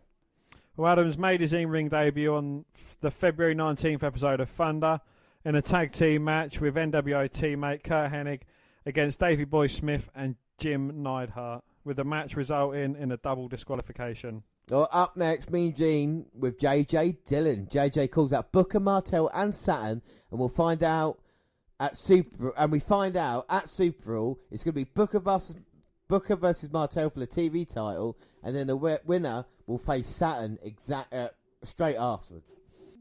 So our next match, Dan, is a cracking little match. We've just seen Chris Jericho and Eddie Guerrero come into the ring. They'll be going against Dean Malenko and Chris Benoit. I mean, just look at the talent in ring at this moment in time, Dan. You complained about match quality. What about now? I ain't going to complain about this. 2 deads going against 2 alive. Well, 2 deads going against each other and 2 alives going against each other. Eddie and Jericho have been teaming in recent weeks. And, of course, Benoit's got his eyes on the US title, but friends with Malenko. And we see how the crowd reacts to this before a huge main event of Hogan and Macho versus Sting and Luger. Both men exchanging really strong shots. Neither man getting too much as of start. But as I say, that Eddie Guerrero is starting to take control on Chris Benoit. Now, I don't know how clever it is, though, Eddie chopping Benoit. You know he's going to respond. Benoit picks up Eddie. Gorilla press slam, showing his power. Oh, slams Guerrero. And Eddie, looking to tag, he realised it was Malenko, and he goes straight to Jericho. And Jericho, Jericho stroking his hair.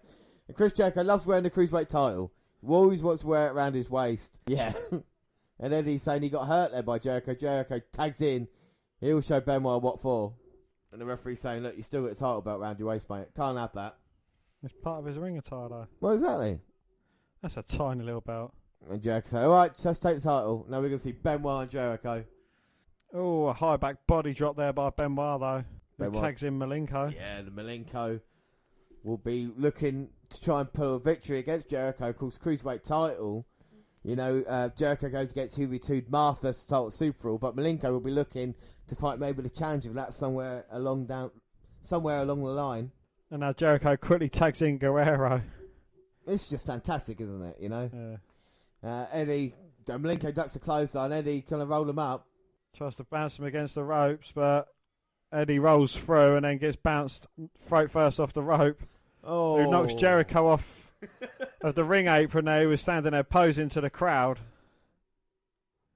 Oh! Oh, and now he kind of throws Jericho over, throws Guerrero over his shoulder. Guerrero bounces bum first off the top rope, lands on the outside, checking on his partner, Jericho. Well, they do care for each other. It's nice to see, you know. Eddie, of course, got his own problems with family, and Jericho there, make sure he's all right. There's no problem. See, there's no problems between partners. Not having to go at him for knocking him off. He knows it was an accident. And now Eddie and Malenko tying up, and Benoit and Jericho having words. Ooh. Oh, one man flapjack there by Malenko on to Guerrero. He quickly. Oh, told you about those chops, Eddie. Benoit. Oh, Jericho comes in to save his partner, but he gets a chop to the chest for his trouble. Snaps suplex there by Benoit. Oh, Betty though, clever, getting the foot on the bottom rope. And even telling the referee he's got his foot on the bottom rope. Thumb to the eye there, reverses momentum in Guerrero's favour. Irish whip attempt reversed. Guerrero slides between the legs, but gets caught by Benoit, who does a deadlift German. Bridges out, goes for the cover, but Jericho comes in and sweeps Benoit's leg. And then he quickly tags in Malenko. It's fucking really, hell. you talk about you wanted quickness, you're getting it here, Eddie. Picked up. Oh! Bang! Wheelbarrows Guerrero. Straight over, bounces his head off the mat, and then bounces him backwards. And now he's got him. Is he going to try? No, he's going for the Boston Crab. Oh, is that calling out Jericho? I think it was. He was smirking whilst he did it. He wasn't smoking, James. He didn't have a cigarette in his gob. He just had a smile on his face. Well, Chris Jericho stopped it and Benoit followed him out. Now it's Malenko and Eddie in the ring. Oh, Malenko looking for a suplex, but Guerrero landed on his feet. Delivers a suplex to Malenko. That was beautiful. And Eddie now going up top. Looking for the frog splash. Hits it on Malenko. One, Benoit's up. two, Headbutt to the back of Guerrero, who's going for the cover. Benoit, so you got to get a tag in. Malenko now, arm over to Guerrero. 1, 2, But Jericho in to break up that pinfall attempt. Now Malenko with the right hands to Eddie, but using the tights there to throw Malenko into turnbuckle. Rolls over to tag in Jericho, who's up top. Delivers a missile drop kick to the shoulder of Malenko. And Jericho now picks up Malenko. Double underhook backbreaker. And now he's going to go for the walls of Jericho. Going to go for the lion tamer. Oh, he's got it. But Benoit was making his way into the ring. Guerrero spots that. Breaks the hold into Benoit. Eddie Guerrero comes flying off the top rope. Takes out Chris Benoit. Malenko, went for the dropkick. Jericho caught himself on the ropes. Lion tamer, turned. Rolls through. Well, both men rolling through. And Malenko. Gets a Texas cloverleaf locked in, and Jericho taps immediately. Eddie's getting stopped by Benoit. Jericho's got to worry about his total defence. And look at Benoit and Malenko happy to win. Dan, what are your thoughts on that match? A bloody improvement on the slow matches I've seen. That was just fast-paced action. All four men, quality performers in the ring. This is what they delivered. This is what the Cruiserweights delivered. You know, we've been focusing more on the main event kind of angles to it than we have the other matches. But this is what made Nitro so good. Because you had the main event factors and you could put in a tag team match of this quality and the fans would get into it no matter what. You know, even though they weren't treated level. I mean, it's a pleasure to watch from 20 years ago. You know, Guerrero, Jericho, Malenko, Benoit, and consider the careers they would go on to have. I mean, because even Dean Malenko, you might say, not had a great in-ring career, the great success in WCW, and he's still a road agent now in WWE and still part of the show. So I think it was just great. But we do move on, and I don't know if the next tag team match in ring will be as good as the next one, but you can't say it's not great star power because it is. The NWO's leader, Hulk Hogan, with Macho Man going against Sting and Lex Luger. Nitro did have it all, I got to say. Basically, Hogan's going against two of his three. Well, he's teaming with one of his rivalries. He's going against another of his rivalries, and another rivalry is one of Macho Man's rivalries. Yeah, exactly. So Macho's got two rivalries in this match. Yeah. So you just need Brett to come out and Macho to start with someone else. I mean, it's amazing to think how much Bischoff focused on himself. If it had just gave a little bit more to the talent rather than trying to get himself over. I know people could say, well, Mr. McMahon done that. But at the end of the day, it was all about getting someone else over it for him, wasn't it, with Mr. McMahon? Maybe not nowadays, but with the Austin feud, it was always about Austin getting the win at the end of the day. And what's Bischoff's point? Well, with McMahon, I mean, aside from the time he won the Royal Rumble. Yeah, or the time he became ECW champion or WF champion. Exactly. Apart from them times, it was about putting other people over. So Michael Buffer's doing internationals, he is, Dan? He's doing the internationals, He's international, yep. isn't it? Doing all the internationals. Internationals. And the big ring announcements are Michael Buffer. Oh my God, it started already. Well, Sting was on his way out. With Lex Luger. Yeah, and then Macho attacks from behind and Hogan now attacking them from behind. And it's all kicked off. It's all kicked off. Yeah, as well. At Superbrawl, Sting and Hogan will fight to find out who will be the undisputed WWE champion. But they're starting it off 6 days early. Hogan beating the hell out of Sting at ringside. Throws him into the barricade. Well, Hogan there dealing with one of his rivalries.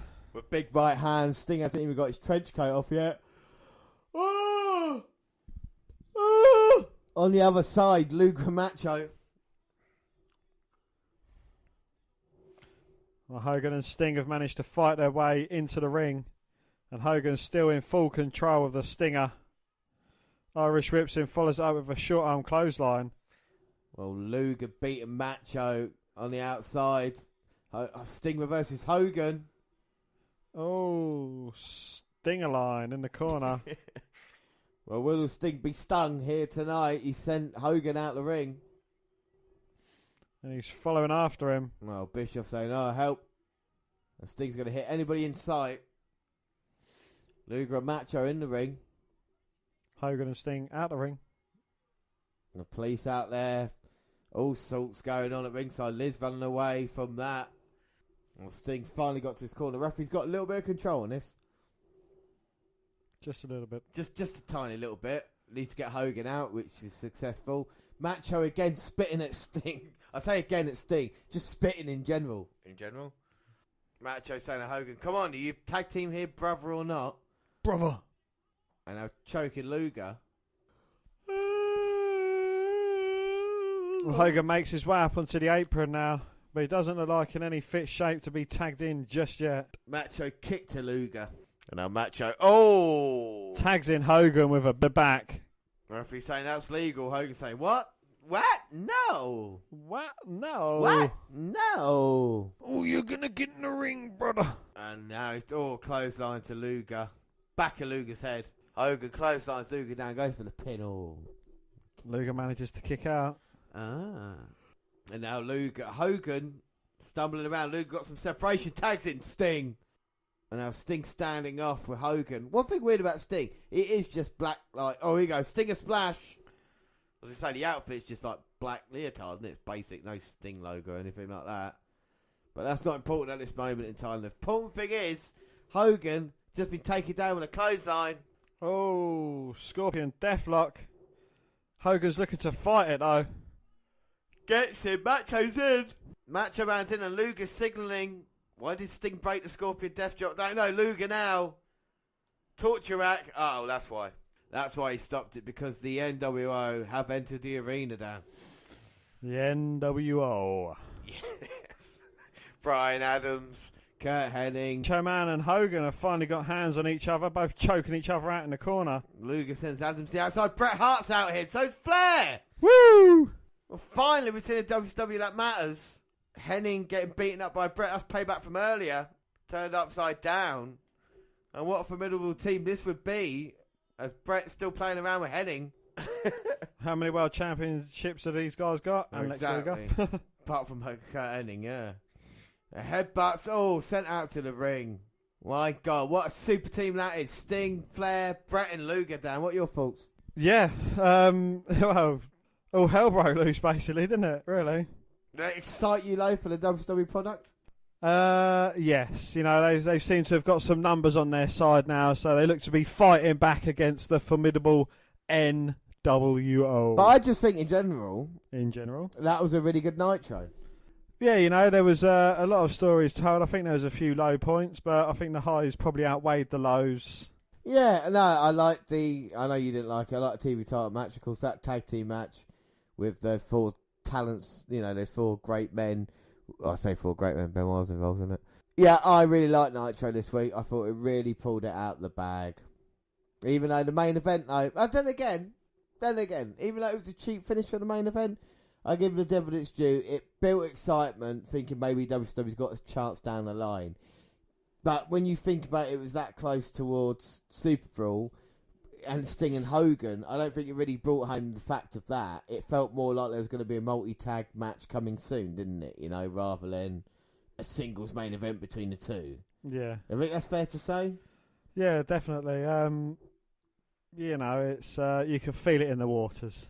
Well, no, it's not. They didn't do like a thing of Sting and Hogan face to face. Like, right, Sunday, this is the important match. It was more like they had eyes and other things. Like I said, Hogan's 3 feuds that he's got, and fucking Macho's 2 feuds. It's like, oh yeah, this is still. Like, we're doing other shit whilst we go. I think Nitro was. I mean, that's all the Nitro we're going to watch until after Superbrawl. I enjoyed it. Yes. Yeah, it was entertaining, to say the least. It was okay. It was stuff there. Like you said, more wins than losses. But now we move on to Raw. It's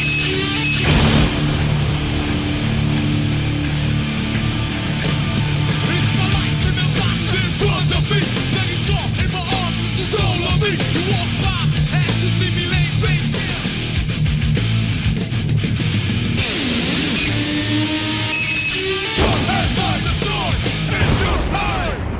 Well, when we last left it, WWF had just introduced Mike Tyson to the Attitude Era.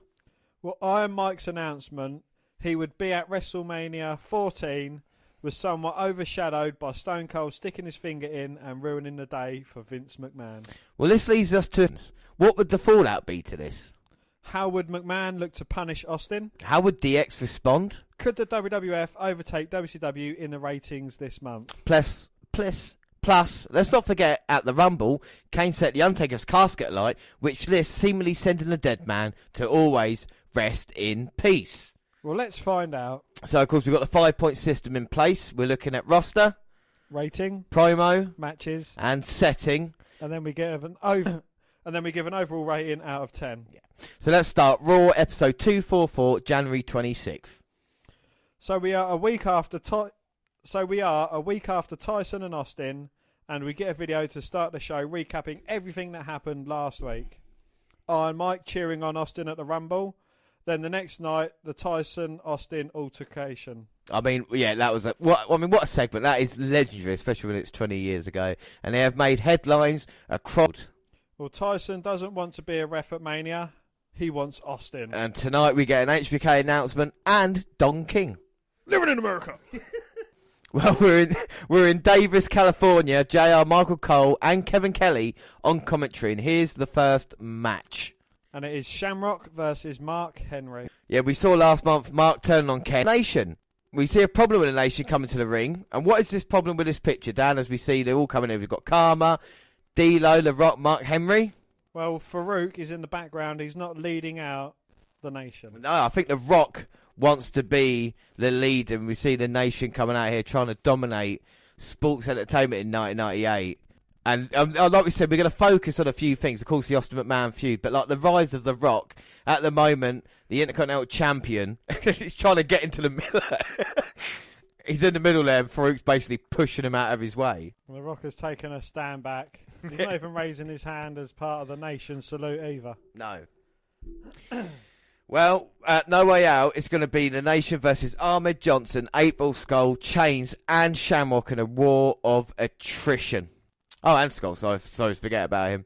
And talk this crush. We've seen Bryan Adams making his WCW debut now and signing a contract. That's why he's not part of the Disciples of Apocalypse. So we're just going to watch this match because I really like Shamrock, especially back in the day. I think they could have done a lot more with him. Of course, we got the walking wounded in Ahmed Johnson coming to the ring with more badges and a mummy.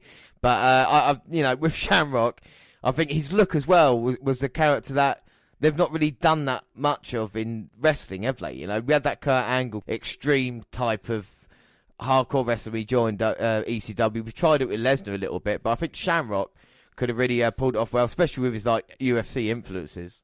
Yeah, most definitely. And Shamrock looks to get out the gate quickly, attacking Mark Henry while his back was turned and he was talking to the rest of the nation, getting some tips on how to beat Ken Shamrock. And he come unstuck quite quickly as Mark Henry just ran through him and he's dropped him throat first on the top rope. Yeah, and Shamrock was unlucky at the Royal Rumble as well, wasn't he? Where he looked to have beaten The Rock cleanly if it weren't for the brass knucks that the Rock had used putting in Shamrock's tights. Whereas with Mark Henry, he signed for the WWF back in 1996. He was an Olympic powerlifter, and that kind of babyface thing didn't really work out for him. And joining the Nation, I think it gave him that experience, didn't it? He wasn't like the focal point of the group. He could have matches like this, and yeah, he was a little bit green, but I think the Nation kind of helped him out, and that attitude, even with last year joining the Nation like he did, Rocky Maivia is slowly fading away, and now we're getting the People's Champion slowly but surely. Don't call me Shirley, but yes, that is how it's looking. And now we've got Mark Henry getting Ken Shamrock in a bear hug. That's the thing with bigger guys, they like to utilise the bear hug as part of their repertoire. Yeah, it's always the slow moves. We have got, talking about big guys using horrible moves, we've got Kurgan later on, of course, uses the dreaded claw, but we'll get on to that. Like you said, it's basic power for Mark Henry, but as long as the guys send it well, I think Mark Henry does look impressive in this weird way, even though he's not doing a lot. It's down to Shamrock really trying to, sell the move itself. And Ahmed Johnson at ringside trying to get Shamrock back into this. Well, again, he goes for the bear hug. Ken Shamrock's trying with the palm strikes to get his way out of it. But I don't think that's going to loosen the big man's grip. No. Yeah, I mean, we're looking at this at this moment in time. It's our first episode of Raw. But already the I can't say that word. Already the look of it, I think, is a bit more duller than Nitro. I don't know why, but I think Nitro seems a bit clearer with this picture. I don't know if it is just a picture or what it is, but you know what I mean by that, don't you? It's kind of... Yeah, with the camera quality and, I don't know, just like the setting. It seems to be focused on everything around the ring as well as what's going on in the ring, where Nitro was focused more on what was happening in the ring. Oh, now Shamrock's got out the bear hug, working away with the kicks to Mark Henry. Using his UFC style, trying to chop the big tree down, spinning heel kick to it. And now the world's most dangerous man shouting instructions at Mark Henry. No, I'm sure he's just really angry at this point in time. Henry up to his feet. Misses wildly with a big right hand, belly to belly suplex by Shamrock. I think this is it. He looks set to finish it, but the Nation and the 8-ball and Skull and Chains and Ahmed Johnson swarm the ring and it just breaks down. Hang on a minute. I think I might have put it too loud. Jesus Christ. Ken Shamrock and his mates Ken Shamrock's mates come into the ring, clear the Nation out.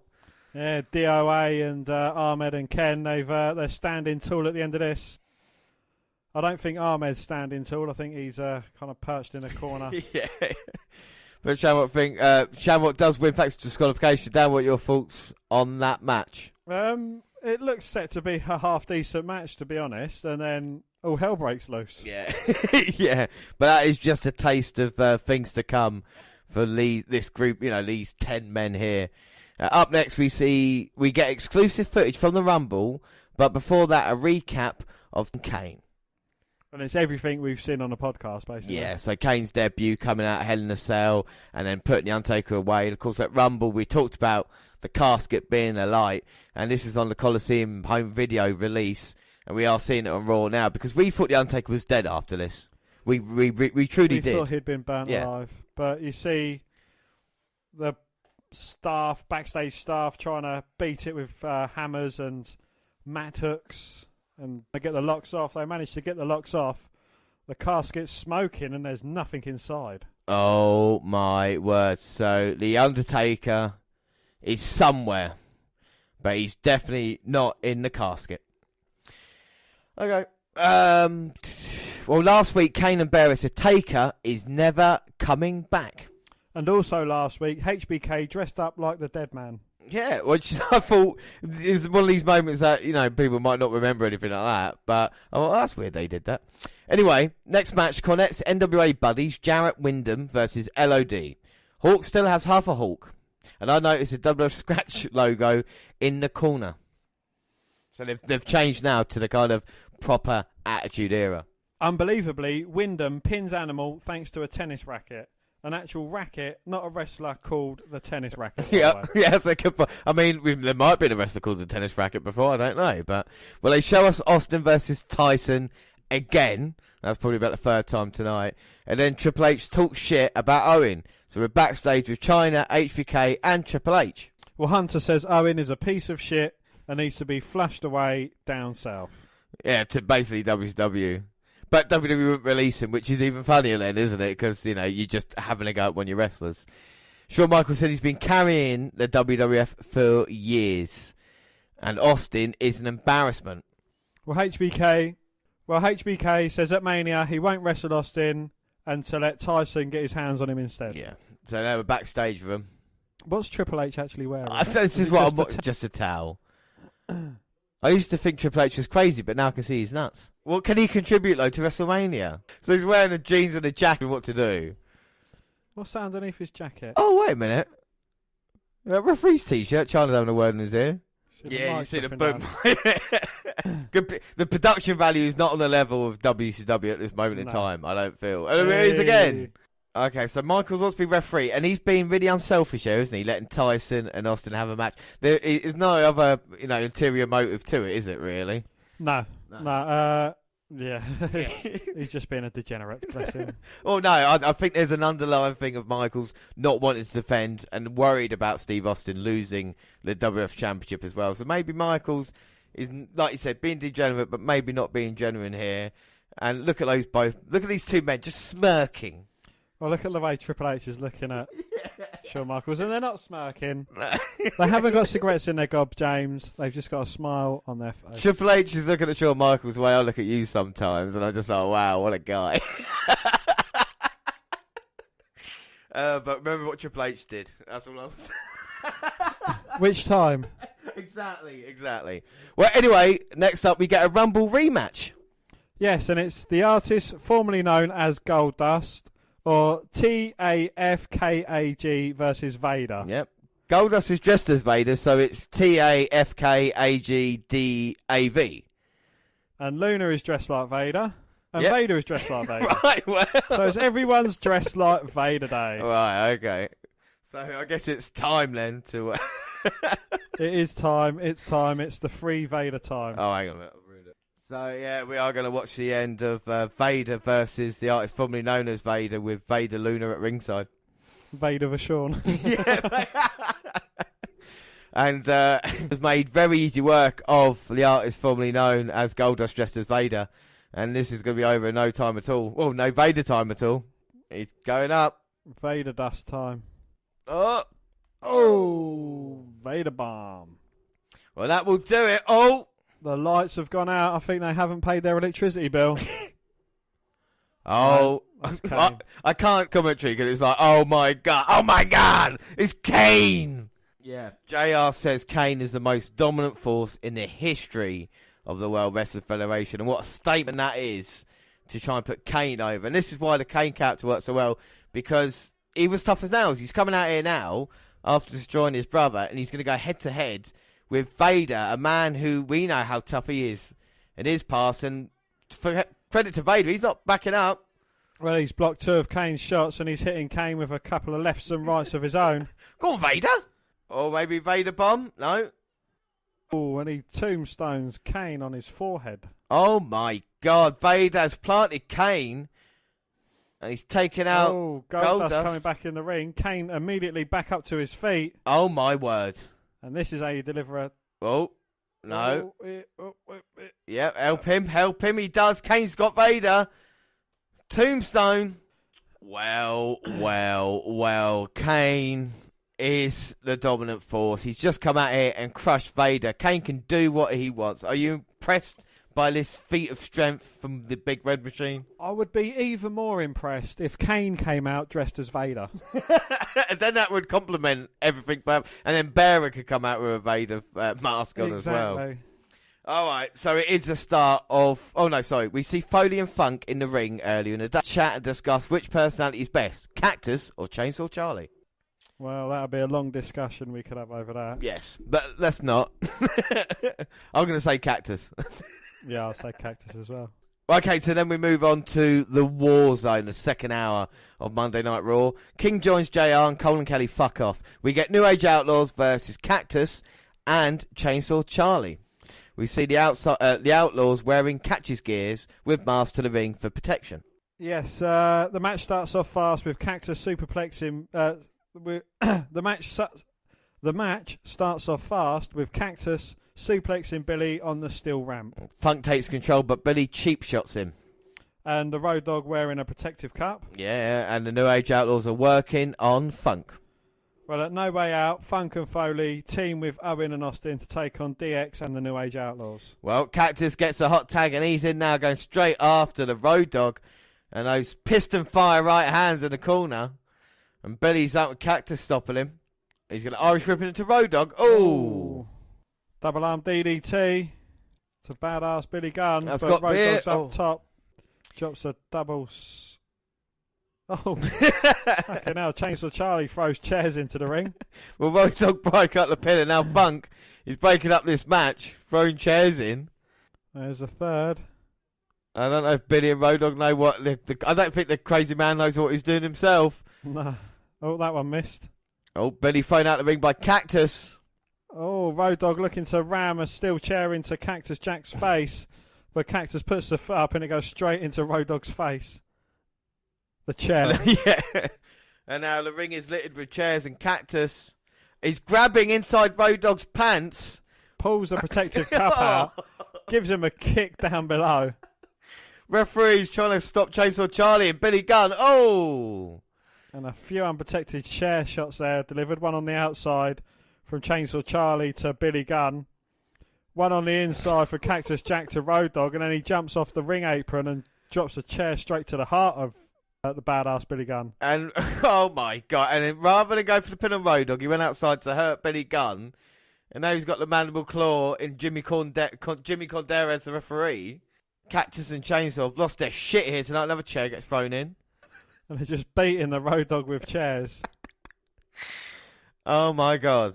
Well, we've seen a little bit of everything, and Warzone sometimes get a little bit more hardcore. Hour off. And yet another match finished by disqualification. Yep. And they're dragging Road Dogg to a corner, laying some chairs on top of him. Well, how many chairs have got them? 3 chairs now, and where the hell is Chainsaw Charlie going? Oh dear. Oh no, it's not good. This guy is like a 60-year-old man. Oh! Why? Because he's crazy. Moonsault on the chairs. He's taken himself out. Cactus is the only man left standing here. Bang, bang, indeed. Wow. What did you think of that, Dan? I thought that was brilliant. Yeah. I loved it. I love seeing old man doing moonsaults off of the top. Well, that's definitely what we got there. And the protective cup, Road Dogg, any gear that they had to save themselves didn't help it. It didn't help them at all in this one. But it's something that we haven't seen over on Nitro, that kind of hardcore style that they've kind of brought here on Raw. Anyway, after this, we get a video on Taka Michinoku. And WWF did try with cruiserweights, bless them. Called them light heavyweights with Taka leading the charge. Let's see if that's successful at all. We see the Honky Tonk Man in the ring. He sure is cool, cocky and bad. He definitely is bad. Yeah, that's something we can agree on. And he's the ring announcer for the next match, which is Brian Christopher versus Pantera. Yeah, Mysterio versus Jericho, it's not. No. And JR mocks the king that Brian is his son. Yeah. Well, the winner of this match will face Taka Michinoku for the Light Heavyweight Championship at No Way Out. Yes, and Pantera outfit makes me think if a zebra and a cow got fucked up, that would be what it looked like. Yeah, no, I can understand exactly what you're saying there. It's got the stripes, it's got the patches. Yep. It's a bit all over the place, isn't it? Nice move by Pantera. Handspring gets caught into sunset flip to the outside. At least Jerry is still happy and he's going to raise the arm of the winner. Yeah, sorry. There you go. So, Jerry is happy. Even though it's not his son, he wants to see Brian Christopher get the win. Christopher going top for the leg drop. Hey, that is his son, though. Yeah, it is. Oh, but King said he couldn't have a son that old. Christopher Mystic, leg drop. Oh, Shoulders weren't even down on the mat. Well, Pantera's got the pin on Christopher. What about that for a visual for Brian Christopher? Wow. Oh my! And the King's not happy either. Well, there's Honky Tonk Man, but Pantera's shocked the world here, and isn't that Honky Tonk Man's nephew? It is a family affair, Dan. You're right. Yeah, King and Honky related, so of course Brian Christopher. But the King now said he's going to go and shake the hand, raise the hand of the winner. He's got to go in there with Pantera. I know Brian Christopher's angry. He's so angry, he kicks the stairs and hurts his foot. Well, the King's got to be disappointed in his Brian Christopher in this one. There you go. Or at least the King's doing what he said he was going to do. He's going to raise the hand of the victor. Yeah. Oh, Pantera certainly doesn't trust Jerry the King. Who would? I definitely wouldn't, but he's offering a hand. Come on, Pantera. Oh, that's a nice handshake. Oh! Kick to the midsection and uppercut. And he walks away laughing. So a commentator has just laid out a light heavyweight division contender for the light heavyweight title. Thank you very much. And the King, look at how happy he is with himself. Oh, I think that's quite good stuff. Anyway, up next. The Headbangers versus the Quebecers. And that is Jacques and Pierre. Well, Jacques, back in the day, used to team up with Ray Rougeau as the Rougeau brothers. And weirdly, because Ray Rougeau's actually on French commentary right now, so the pair of brothers are there. Well, One-Eyed Pierre had a great match. One-Eyed Pierre had a great match on pay-per-view against Brett a couple of years previously. Yeah, I think we have actually seen that on the podcast as well. The Quebecers were in control and a double team. Out of nowhere, not like an RKO, but Mosh rolls up Pierre for the pin. Well, the commentators did not know which one was Mosh and which one was Thrasher. Well, Mosh was destroyed by the Quebecers after. Yeah, so up next it is the European title on the line, Triple H versus Owen Hart. We see WrestleMania. WrestleMania, Dan, is just 9 weeks away now. WrestleMania 14. So of course we get a load of WrestleMania adverts. Yes. WWE did this well, like they still do now. So here we go. Here comes Triple H versus Owen Hart. It's a match we've been dying to see for a very long time. Owen wants to get some revenge on DX, and I'm sure he will here tonight. Wait a minute. Triple H's nose looks a slight bit bigger. Yeah. Well, there's China there with the European title behind him, and that's Triple H. You telling me that's not Hunter Hearst Helmsley? No. No? Well, that's definitely China, though, isn't it? That is definitely China. That's China coming out with that stoic look. Triple H, and who the hell is this mystery man? So the European title apparently going to be on the line, but it's not Triple H. It is, well, would it be Hunter Dust? Hunter Dust, yes. Hunter Dust.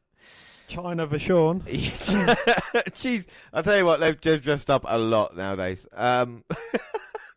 Well, look, Luna does China well, I will say. Hair comes off Hunter, and he beats up Owen Hart, so Triple H has lost his hair. Yes, Owen tries to make a comeback. But then Goldust, or Hunter Dust Sleeper, then works on the leg. Yeah, Owen makes another comeback. Yeah, and the Insiguri knocked his nose off, so Hunter lost his bloody nose as well. Yes, bloody hell. Well, Luna with a crutch to Owen's back. Well, Hunter Dust tries pedigree, but Owen turns it into the match-winning sharpshooter. So then after the match, there we go. There's Triple H on the backstage with Shawn Michaels in China, saying, what a dumb piece of shit you are for beating Hunter Dust that wasn't really me. We got one over you yet again. Yellow chairs I put down, because they've all got yellow chairs, even the commentary. Look how many yellow chairs they've got in the building right now. Yellow chairs. Yellow chairs. So Sergeant Slaughter's got the mic. They go from fucking around to, what? No! Throwing away yellow chairs. So what do you think of that then, Dan? Sergeant Slaughter's awarded European title to Owen Hart. Well, Slaughter certainly has screwed DX. Well, unbelievable. But if you look at the record books, though, Owen Hart did beat Triple H, so it's come back to bite him, hasn't it? You know, these kind of fun and games, right, not taking competition seriously. We have a new European champion in Owen Hart. Right, we see Austin versus Tyson again. They show the whole segment yet again. Again? Yes, and now it's the end of Monday Night Raw, and we're going to hear from Don King. I think Don King forgot what he was saying halfway through that, don't you? I don't think he has any idea what he's saying. I think he missed all that then. So Tyson can't fight thanks to the Nevada State Commission, but he will be at WrestleMania in some way. The moment all the fans have been waiting for, Steve Austin's coming out here. Strong comments indeed by Stone Cold Steve Austin. He wants Mike Tyson's ass. Would he get it? We just don't know. So they are really promoting heavily, aren't they, the Tyson Austin thing, Dan? Yes, they certainly are. Well, it's the two main attractions for WrestleMania, so yeah, why not promote? Yeah, I mean, does it get you excited though? Tyson and Austin maybe getting face to face. Oh, most definitely. Yeah, it's the toughest man in wrestling right now, and it is the toughest man in boxing right now. So it would be a match made in heaven. Yeah. So we move on to our next episode, Raw 245, February 2nd, fireworks, and we are in Indianapolis, Indiana. We start the show with the infamous DX President speech. We are told by the commentary team of JR, Cole and Kelly that WrestleMania sold out in 90 seconds. They've come out here on a presidential campaign, balloons coming from the ceiling, red, white and blue, of course, and Michaels and Hunter dressed up. Fight. Oh. Uh-oh. Uh-oh. Party games are over. I think DX want them to let him fight. But Stone Cold doesn't need to be told when to fight. No. He always wants to fight. Oh, look at this face-off. That is very true. It is. And Michaels has not moved at all since Austin got in the ring. I think he's fallen asleep. They've both done the Hulk Hogan shirt rip. Come on, Triple H. Yeah. Your turn. Then China. China. No, you wait, leave it yeah, on, yeah. love. Austin looks in fucking good shape. He does, fair. yeah. Look, I know DX have done a lot wrong, and they aren't the NWO, but they did make Austin look like a legitimate threat there, something that the NWO have failed to do with Sting. All that fun and games we've seen with Michaels and Triple H, it was serious as you can get there, wasn't it, Dan? It was indeed, yeah. The stare off, the way they was all surrounding him. They didn't attack him out of their own, they feared for their own safety. Exactly. And, it was the perfect way of building up the heat between these two guys as well. No, I think, exactly that. We move on. Our first match is Hardcore Rules, and it's Cactus versus Funk.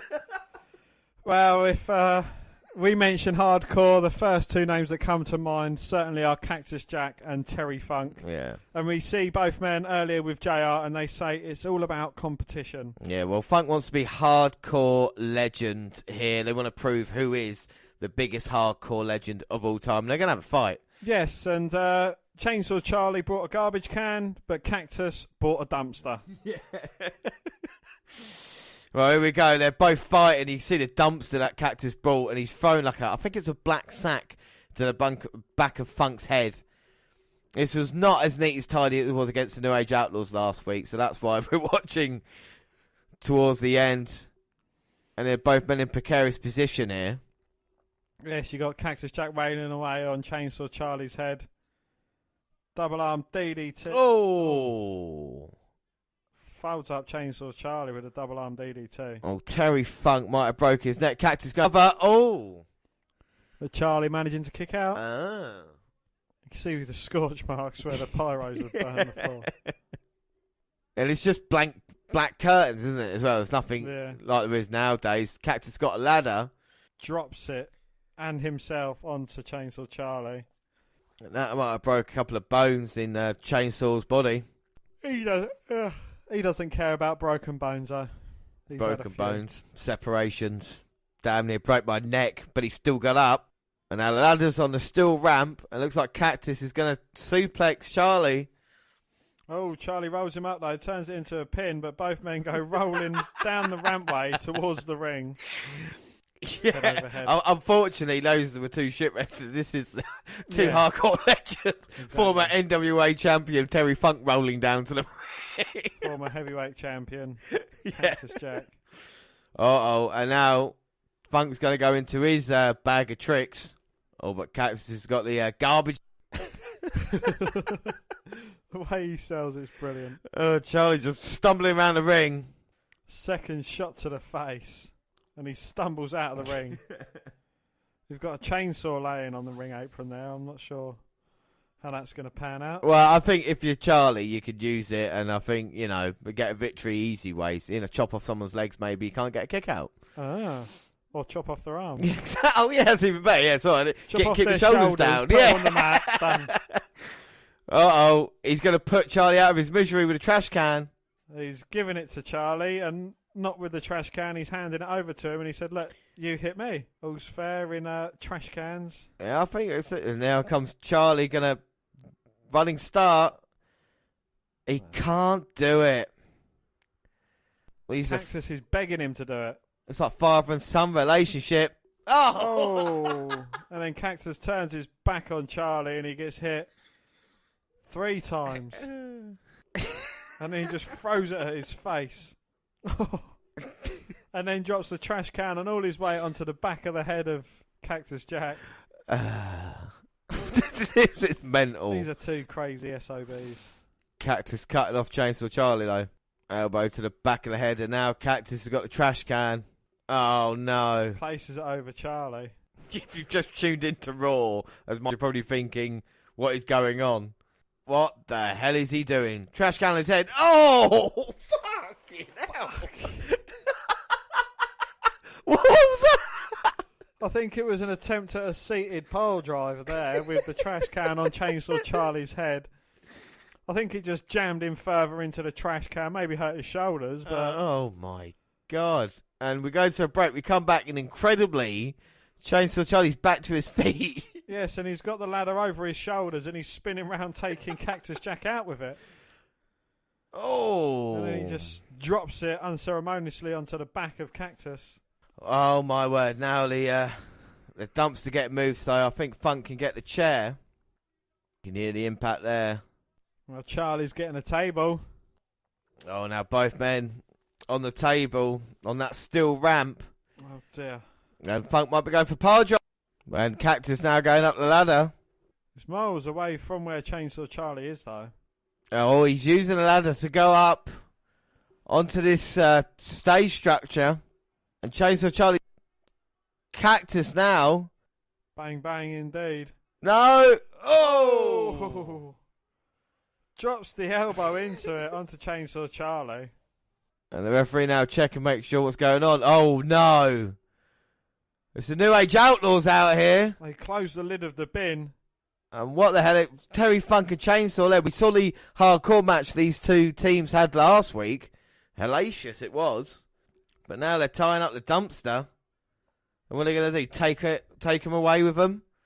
Yeah, there you go. Road Dogg and Billy Gunn might be rolling it down to the ring. No.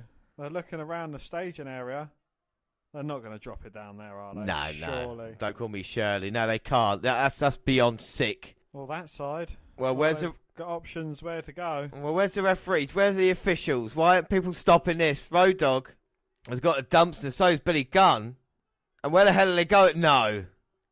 Oh! Wow, I'd hate to have been in that dumpster as he got in the area. Oh my God. Cactus and Charlie were inside there. And Road Dogg and Billy just threw them off the side of the stage. What, 15-foot drop there? At least 30 feet. Oh my God. And now here come the officials and here come the wrestlers. Well, Cactus and Charlie may be dead. Is that Marvellous Mark Mero? Yep, Mark Mero helping out. Headbangers there. Sonny's in bits. Flash Funk. Oh my God. Even the headbangers are there. Everyone's showing concern. Even the NWA guys like Barry Windham. Sergeant S. Laughter. And what have the Outlaws just done? They could have killed these 2 men. And Owen Hart looking there going, fucking hell. Hope that never happens to me. I hope I don't go for a big fall. Oh, yeah, exactly. Yeah, I fucking love it. It's weird you say that. Anyway. So for the next 15 minutes or so, it is all about the safety and concern of Cactus and Chainsaw. We see them being stretched away. I mean, look at the state of Sonny there in absolute tears as the ambulance drives away. I'm sure someone's going to be there to console her. Well, yeah. And now the ambulance just trying to get out of here. Of course, Cactus and Chainsaw. And, I mean, shocking moments here on Monday Night Raw. It's a moment that will be remembered for a very long time. What moment? So it's the start of Warzone. And Billy's back out, but he sold Shock well. Yes, King joins JR and Cole and Kelly both did. Well, they must have shown a dumpster clip about 100 times at this moment. And we see Billy Gunn, look at him, look at how shocked they are. And remember that the show goes on and people are having a go at Billy and Road Dogg, and DX say, no, this is what you have to do if you want to win the ratings. And we've got another the dumpster going over. But anyway, so the King is lost for words and we get a JR serious face. No, it's not a serious face, James. He has Bell's palsy. Well, here comes Owen. Owen sends Outlaws to the outside. Yeah, and he's in control early. Yes, but Billy shows spirit. He does indeed. No one puts a sharpshooter on, come down to beat him up 5-on-1. Yes, Triple H DDT's Owen on the steel entrance ramp. Yeah, and now here they go. They're taking Owen away. It wasn't a bad match, but what are they going to do with Owen Hart now?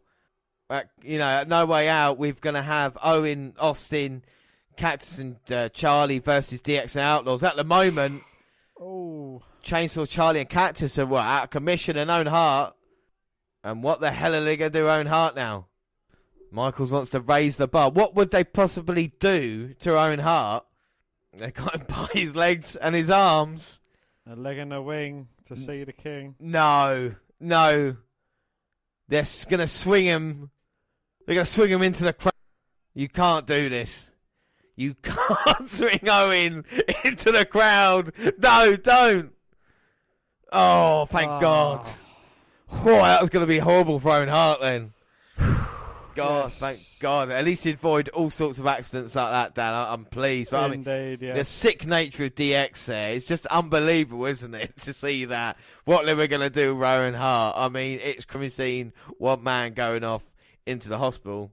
I mean, what are your thoughts on DX?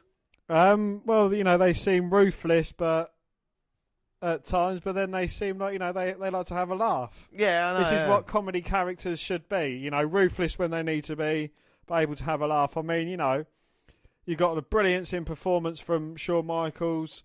I think Billy Gunn was a brilliant wrestler in his time. Yes, yeah, I really like Billy Gunn, yeah. The Road Dogg, I wasn't too struck on him. And Triple H, he pulls it out of the bag. He's got his longevity. So, there was all great performers when they needed to be, but they could have a laugh. They could be serious. There was all sides of the dice. Yeah, really. and I think this is what Triple H, I think this is what Shawn Michaels is trying to teach Billy Gunn and Road Dogg and saying, like, look, we're not going to be around forever. We need these guys to, take the ball by the horn, so to speak, and do shock TV. But didn't Shawn Michaels and Triple H both last longer than the New Age Outlaws? Yes, but we'll get into that in another podcast. Yes. Well, they showed a dumpster clip yet again. And they showed a dumpster clip yet again. Yeah. No. Well, Cole is at the hospital. Yeah, and we're trying to get an update on Cactus and Charlie. And what I noticed is WF tells stories, even if the matches aren't good or as star-studded. They've still got a point they want to get across, and they hit all their marks. Yes, and Cole is on the phone. Medic's working on them. Hopefully, we'll get an update later. Oh, not again. Fucking updates. We had to wait a month for the Giant. Oh, God. Well, Mosh... Go on. Mosh is in action next, and he brings Thrasher with him, going against Mark Merrow. Yeah, the artist formerly known as Goldust comes out dressed as Marilyn Manson. So it's TAFKAGDAMM. Yeah. Well, it's a 5-minute match. Yes, Goldust gets on the apron. Mosh bumped him off. Goldust gets on the apron. Mosh bummed him off. When he hit him with his bum, yeah. Allowing Merrow to hit a low blow for the win. Merrow and Dust both celebrate together. Yeah, backstage, Wyndham Jarrett, Rock and Roll Express, and Cornette. JR asks them, why don't you face Bradshaw? Oh, hang on, we've got to go back to this promo. Yeah, so JR's asking them, why don't you face Bradshaw? And here's the... Well, I thought Ray Traylor's promo was bad. I apologise to him now on Nitro. I mean, how fucking 70s is this right here? It's crazy, isn't it? It is very 70s, yeah. But it is going to be former tag team partner going against him next. We see a Tiger Ali Singh video. He's debuting soon. Yes, he never had a WWF pay-per-view match apart from one at Capital Carnage in England. Yeah, so Tiger Ali Singh did not become the success everybody thought he would. Next match is Farouk with Nation versus Chains. Absolutely awful match. Oh, it was fucking disgusting. Karma accidentally grabs Farouk's leg, which distracts him. He went to the outside and he got counted out. Yes, and Karma and Farouk nearly came to blows. Yeah, so this is nearly coming to blows here. Karma is not happy. It was an accident, you see. Farouk gets counted out. Karma trying to get for Farouk. I mean, the Nation, how strong it was now, is basically falling apart. They have indeed, yes. And now the Rock trying to get involved. Farouk's had enough. He's thinking, oh, what the fuck is this? Bam! Yeah, exactly, getting out of there. Bradshaw found a partner, and it's Flash Funk Dan. Yes, he is so funky. He really is. Luckily, it's not a long match. No, Funk got taken out by the NWA, so Bradshaw had to win it himself with a clothesline. Not yet in hell to pin JARRETT. Cone on the phone. Police is at the hospital. Police are at the hospital. Situation is grave. The situation is grave, Dan. Are they dead? Are they dead? We just don't know. We don't know. But there's 8 weeks. There's 8 weeks till Mania, so hopefully we find out before WrestleMania. Yes. Press conference February 5th is ESPN and others will be covering it. It will be Tyson, Austin, Michaels, and a bit like that as well. So we see Wink Collins in the ring telling us Mania sold out in 90 seconds. It is the quickest sellout in history. Yes, then Kane comes out and actually thought he would tombstone Wink. Yeah, so look, I'll just show you Wink quickly. I didn't want to, but here's a wink and a nod at Wink. It looks like a winker. I would want him to be tombstoned. Wink Collins. Yes, unfortunately he didn't. So Kane came out and he looked like he was going to hurt him, but then Vader came to stop him. So Vader wants Kane at No Way Out. I mean, can he put out the Kane fire? Oh, wait a minute. Vader's got a fire extinguisher. The dreaded fire extinguisher to the face. Oh, my God. Well, I think the fire extinguisher is about 20 years too late, isn't it? But it is indeed. Kane is not backing down from Vader. Bearer gets covered in the white goodness as well. Oh, my God. Vader is not backing down from Kane. Oh, might have gone into his good eye. Dun, dun, dun, dun. Paul Bearer is managing to restrain Kane. He is. Okay, so now we move on to our main event, which is Stone Cold Steve Austin versus the Road Dogg. Oh, you didn't know? It's time. So Billy's still coming out here talking smack after the heinous actions of earlier tonight, Dan. You know, throwing Cactus and Charlie off the stage, trying to throw Owen off the stage as well. Oh, and here comes Austin. Straight for badass Billy Gunn, takes him out with a clothesline. Oh, right to Road Dogg's midsection. Throws him into barricade. Oh, and Road Dogg. Oh, wait. He was beating down Road Dogg and Michaels and Triple H are out here. This is disgusting. Oh, my God. This match is not even going to get started. I mean, what the fuck? This is just an all-out assault, 4-1. Owen can't help because he got hurt earlier and the other two tag team partners are out. And maybe this is what Michaels wants on the road to WrestleMania. Taking turns of beating down the redneck, tying his arms up in the ropes. Well, the bell rings, but this is not going to help anyone. Austin, yeah, it's stuck. The Outlaw's got hold of his legs. And now what's Michaels going to do? Oh, look at how furious Austin looks. He looks pissed off.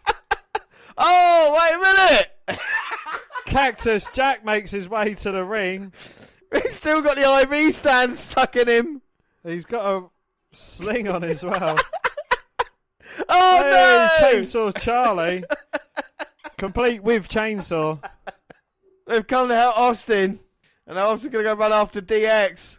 My God. Well, we talk about who's hardcore. Well, Macho, Funk and Cactus Jack coming out here to help Steve Austin. Dan, what do you think of that, eh? That is crazy. You know, again, I'm agreeing with you. The wrestling wasn't 100%, but the stories they tell throughout it is just brilliant. Yeah. And this is the difference between Nitro and Raw at the moment that we've seen just from a couple of episodes. You know, obviously Nitro's got, for me, better production values and slightly better matches, but they're telling a story, and it's all about Steve Austin at this moment in time. Yeah. And now he's coming back to the ring, and he's, I think, a DX t-shirt in his hands. Austin wants Michaels. Michaels wants Austin. We're going to get it at WrestleMania, but we've still got another 2 episodes left to go. So we move on to Raw episode 246, February 9th. And we start the show with Sonny dressed as Marilyn Monroe. Happy birthday, Freddie Blassie, who's 80 years old. He's dead now, though. Well, we see a promo video showing last week's Raw. And Michael's going, "This is it, Austin. There will be Stone Cold Hell to pay today." Yes, we are in Evansville, Indiana. And Yeah. what do we think of the red blob on the DX t-shirt? But it's weird, isn't it? Because DX usually green and the colours like that, but with the red blob there, maybe they're trying something new, you know, didn't have the proper colour scheme yet. Were you a fan of the red blob, or are you more happy with the... No, I'm more happy with what they became, Yeah. black and green. It's weird because the red blob with DX don't really go at all, does it? So we get Kevin and JR on commentary. Yes, we're told tonight we will see a WrestleMania press conference, and JR guarantees HBK and Austin will get it on. Get on. Sonny walks to the ring. Well, 2 things about her. Awful voice and nipples. Well, we get LOD versus Jarrett and Wyndham. Yes, payback for 2 weeks ago, perhaps? Well, I don't know, but it's really 5-on-2 with Rock and Roll Express and Cornette at ringside. Yes, and L over. They are indeed. And Jeff had Hawk in figure 4 when Bradshaw comes out, so LOD gets DQ'd. The NWA wins. Yes, and backstage with DX. DX have come up with an idea. And what would that be idea? We'll find out later. Next match, Pierre versus Henry Godwin. Quebecers have got a slot bucket. Why? Well, on Saturday Shotgun, Godwin's cost Quebecers a victory, and this Sunday they fight at No Way Out in a tag team action. Yeah, I'm not very good with comments and shit. Fair play to Pierre, the big man, pull off the top rope onto Henry. Yes, Godwin's fight back, but gets hit by a bucket swung by Pierre. But don't fear, Phineas, or Midian, who buckets Pierre for Henry to win.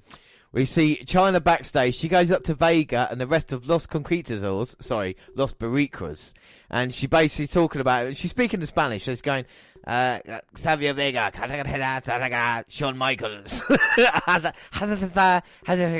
Steve Austin. So you're kind of getting the gist of what she's saying, really. I was going to do a more racist Spanish accent, but I don't think there's time or place. Yes, well, Vega wants to see them. I forget DX have paid for their services before. Yeah. Well, next match, Pantera teamed with Brian Christopher because on Shotgun Saturday, Taka and Pantera teamed, but swerve alert, Pantera beat down Taka. Wow. And they're going against Taka and Aguilar, who is 19 years old, and Taka's 23. Yeah, the crowd did not care. Yes, a nice corkscrew to the outside by Aguilar. Yeah, Pantryan, as I'm over the match. You see what I did there, Pantera and Brian? Pantryan take over the match. Taka gets a hot tag, and he was on fire, baby. Yes, Brian pulled an object out of his tights. No, James, not what you're thinking. But Taka blocked. Pantera grabbed the object, stuck it in his mask, and pins him. Yeah, and first of all, right, that's good. You can hide it under your mask and use it. But he did pull it out of Brian Christopher's trousers and then stuck it in his mask. I mean, there must have been a kind of... You know what I mean? Like maybe a smell to it. Knob cheese. Yeah, exactly. But No Way Out. Why can't Pantera just bring the object in his mask? Referee don't know. Headbutt, wins in 1, 2, 3, you know? Indeed, yes. But Kane's out next with Paul Bearer. Well, Fat Man says the leeches of the night are shocked that Kane tombstone Vader. And you think The Undertaker will return? You are so wrong. And then Kane set a clock on fire. No, it doesn't say that. What does it say? Kane set a clock on fire. No, Kane set a clock on fire! A clock, Dan! Out of all the objects, he set a clock on fire! The power of Kane! Look, it's just a normal clock that Kane has in his hand. And look at the power of the big red machine. Look what he can do. How did he do that? How did he set the clock alight? I've no idea. It's magic. Hellfire and brimstone. Yeah, better making sure, because you don't want burning plastic around. It's got Vader's face on it as well. And Kane, again, another one of those. If he set an opponent alight during a match, you'd probably think it's an easier way to win, wouldn't you? Because you'd definitely get a count-out victory. You know what I mean? Most definitely, yeah. I'm not saying you're going to pin the man. That would just be stupid. But, they might run to the back. Well, cool. I got to say that, the mask and everything like that. And the eyes in the mask, I feel, tell their own story as well. Because you're wondering, what is underneath there? What's the kind of disfigurement does it look like? They sold this Kane story so well to me that, he is a true monster. And the whole suit, only his arm exposed. And what he can do, what he can't do yet, we really don't know. Indeed, yes. And the fire extinguisher is about 20 years too late. Yeah. Well, next, a recap of Shawn Michaels and Steve Austin. Yeah.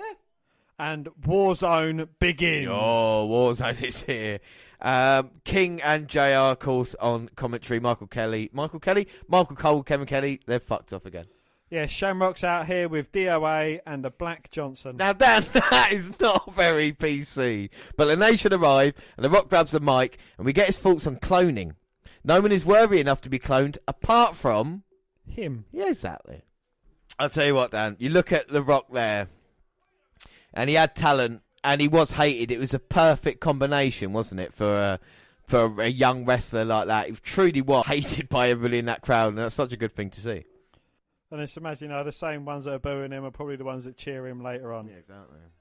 So it's tag team action. Farouk and The Rock versus Chains and Shamrock. Yep, The Rock gets tagged in and knocked about by Ken and Co. Well, The Rock tags out and Farouk takes control thanks to the nation. Rock tags himself back in, but he's not happy for long. Ken manag from Chains. Well, the Hurricane Runner and ankle lock, but gets rocked literally with a chair. Ref didn't see it, and Farouk picked up the win. And I talk about the chair and unprotected chair shots. We are going to take a look at it because it is one of the best chair shots I've ever seen in my life. That came around a bit too quick. So Shamrock's got the ankle lock in. He's got Farouk in tight. And then The Rock swings for the fences, as they say. It's all breaking down on the outside. Hurricane Rana. Shamrock signals for the end. So the referee's distracted by all this outgoing. Here comes The Rock. Fucking hell. I know, isn't it great? He nearly knocks Ken Shamrock's head off his shoulders. Knocks him say. Absolutely brilliant. And rumour has it he still actually is feeling that chair shot today. Well, after the match, Ken's gang come in, but Ken loses it and suplex referees and Chains. He's got that crazy look in his eyes that we all know and love. Yes, and the WrestleMania countdown, and it is only 7 weeks away. Yeah, and now here is the WrestleMania press conference that we've all been waiting for. Right, anyway. So that's so it's a press conference, Dan, and I'll give you my thoughts on it because I always ask. I feel it gives it a big fight feel. WWF have been sorely lacking that in recent years, and to have a press conference with all them kind of newspapers and people watching, with Tyson involved, it makes the WWF seem like the number one, even though it's not at this moment in time. And they're building towards Michael saying he's not going to lay down for anybody. Austin saying, if you don't know who I am, you will do by the end of this. And Tyson, we know what Tyson's like. It's a powder keg of things putting in at WrestleMania.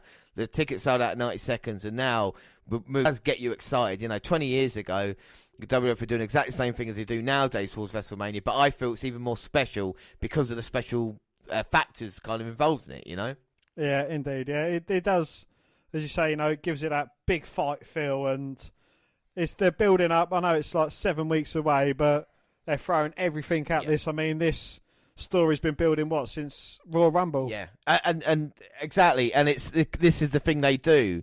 Whereas I think with Nitro week in week out thing of on this show, this is what's happening. With the WWF and Raw, it's like we're building towards WrestleMania. This is our big goal, and then whatever happens in between is story leading up to it. So that's what I feel the difference is. But anyway, I just want to show you this quickly, but we'll carry on.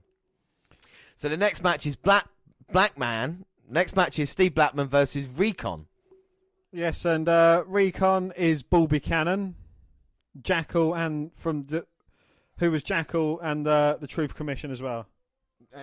Recon is Bull Buchanan, Jackal, Truth Commission. There's Jackal there at this moment in time, right? I thought I was fucking tripping, right? But the Jackal is coming down on a stage from the ceiling. That is happening, isn't it, right now? Yeah. Right, okay, cool. Because I weren't sure what the fuck was going on. Blackman, you like this one, Dan? Blackman was Green Man in this one. See what I did there? He was very green. Mm-hmm. Have you got a better one than that? No, I'll let you have that one. No, I think you have about Recon. Well, Recon was the same colour as his top, which, funnily enough, was green. There you go. You beat me on that one then. Well, Jackal talked through all of the match. Literally all of the match. Well, Recon missed Steve with a splash. Blackman submits Recon with an armbar. Yep. He is still undefeated. Yes, he is. Happy. Maybe, just maybe, Recon was distracted by Jackal coming down from the ceiling and some cunt talking during the whole fucking match. Yes, well, that's not it. Jackal slaps Recon. Recon looks to do something, but chooses against it. Well, absolute bollocks. No wonder they were losing the ratings, the twats. Indeed, yes. Well, moving swiftly on. Yeah, sorry about that, but yeah.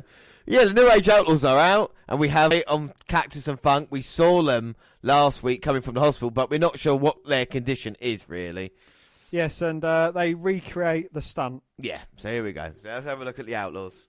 This is what the Outlaws are, just goofy, aren't they? Reason why Road Dogg is wearing both the title belts is because Billy wanted to fold his T-shirt in. That is the only reason. Oh, yeah. There we go. They got the dumpster, and they're just mocking Cactus and Charlie now. Oh, no, look at Cactus and Charlie. Luckily, no CPR. And the Outlaws, I mean, apart from DX, the Outlaws were the only ones really pushing the envelope and mocking mocking the superstars, I suppose, to the biggest extent. I mean, just imagine more like sex dolls. Yeah, well, Dan, you would know. Thank you very much. Anyway, we're swiftly moving on from that. Yes, well, they've got the main event, Manson Dust, with Mark, and the main event, which is Manson Dust, with Mero, Sable, and Luna versus Thrasher. Yes, this is the main event match. Yes, Sable slapped Manson Dust, Thrasher rolled him up for the win, and then Sable slapped Luna to a huge ovation. Not in that kind of way. No, it was more story than match. Yes, and then DX are on their way. Right, so let's find the end of it then. Early on the night, Stone Cold Steve Austin stole the WWF Championship belonging to Shawn Michaels. And he's using it as bait to lure DX out. I don't know if Stone Cold will come out here. It'd be silly if he did. And the belt suits him. It does, yes. I don't know if he'll ever be able to hold one himself, though. I don't know. Well, he gets his chance, though, down at WrestleMania. Like it's only a few weeks away now. And he's swinging a belt at DX.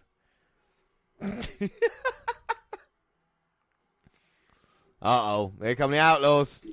He was baiting him in. Tyler bait. Jailbait.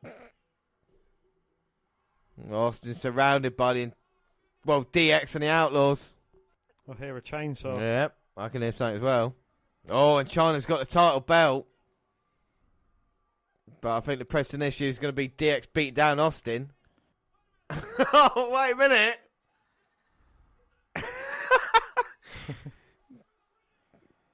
Chainsaw has just used his chainsaw to cut through the ring. There we go now. 3 men. That sounds more like a motorbike than a chainsaw.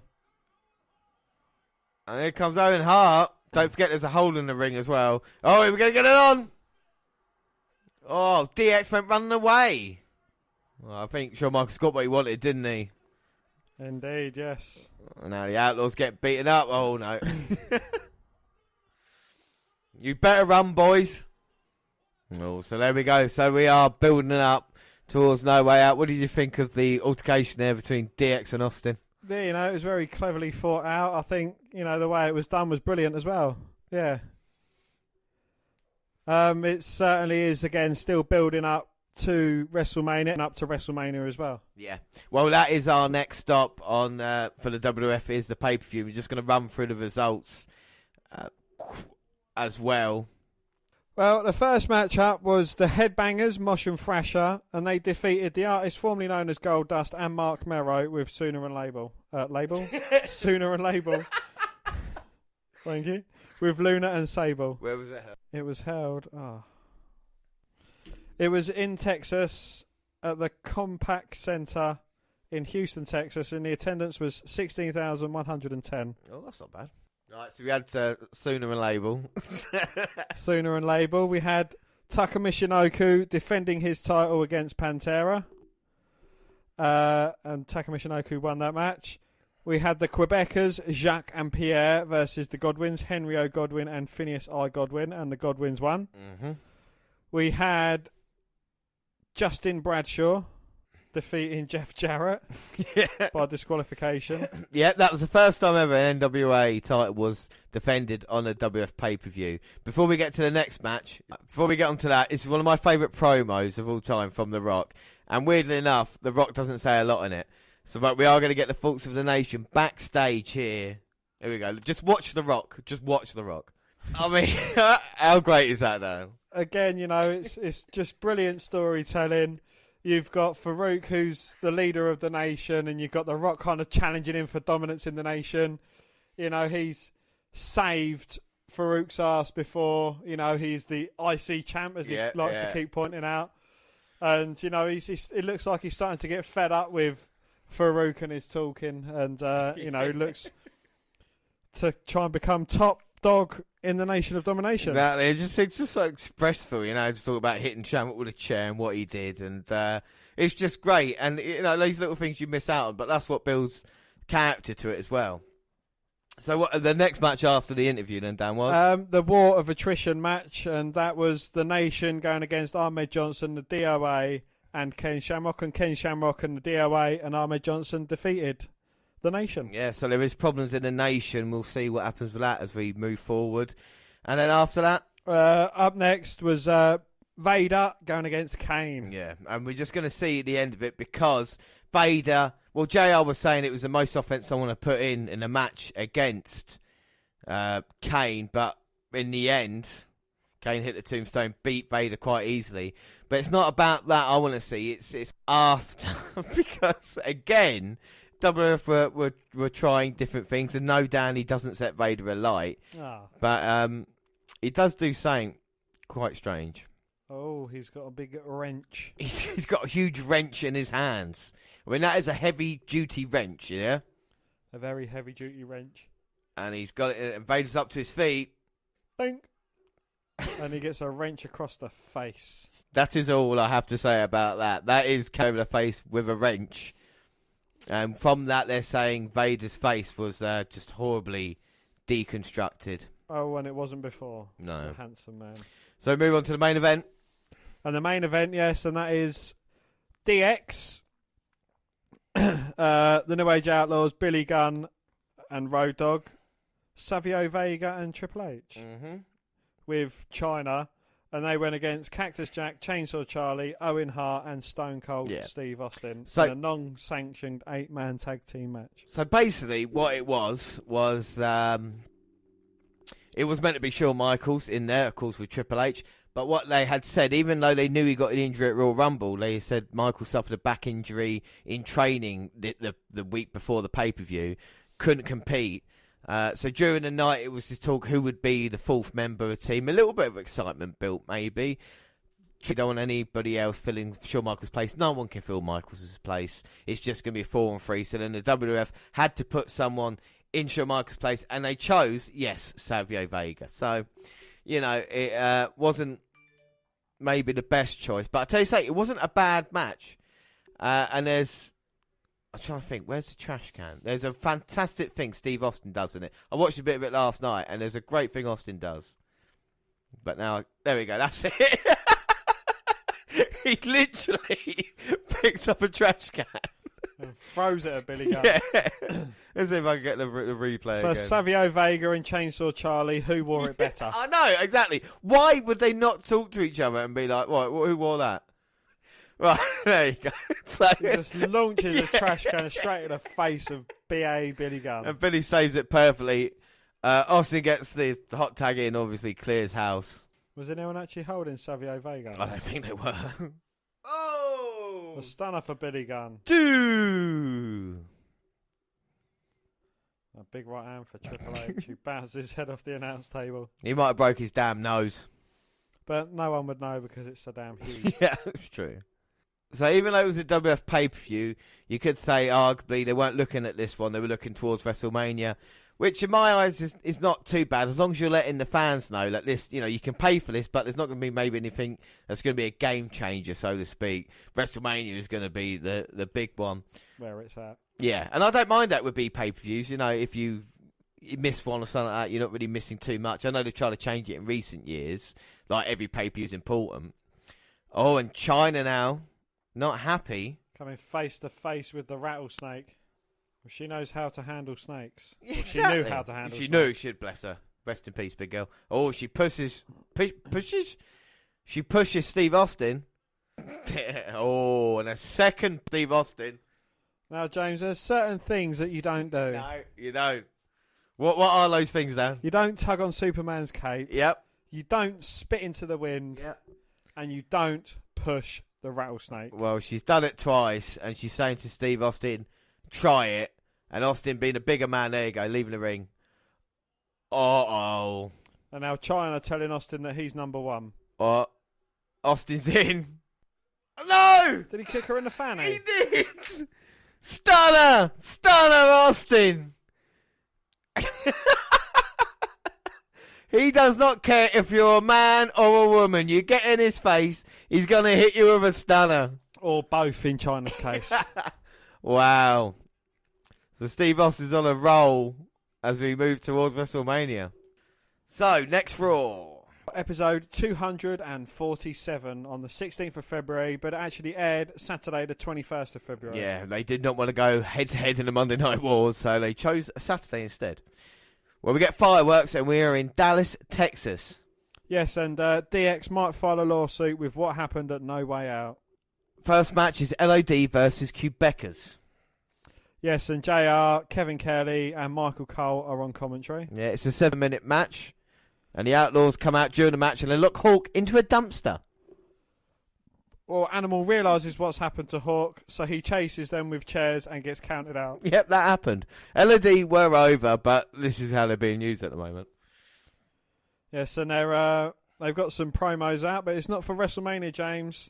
It is for WWF The Music Volume 2. Remember when they used to do that? I've got Volume 2 up, so I've got all the volumes of the WWF Music selection. DX will be on Raw next week. Oh. Next week, that's a shame.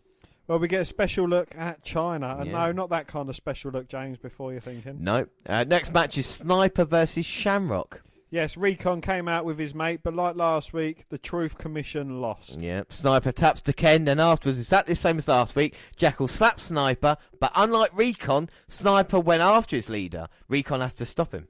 Yes, and at No Way Out, Sable pushed over Mark Merrow and was apparently done with him. Out next week with an in-ring interview. Backstage, we see Recon and Sniper arguing. Could this be the end of the Truth Commission?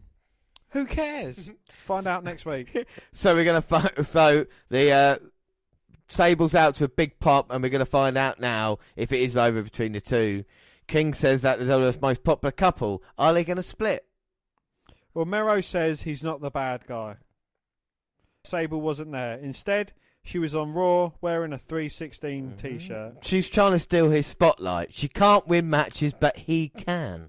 Well, Sable knows her place. She belongs to Merrow. Yep. King asked about the push at No Way Out, but Merrow said he tripped.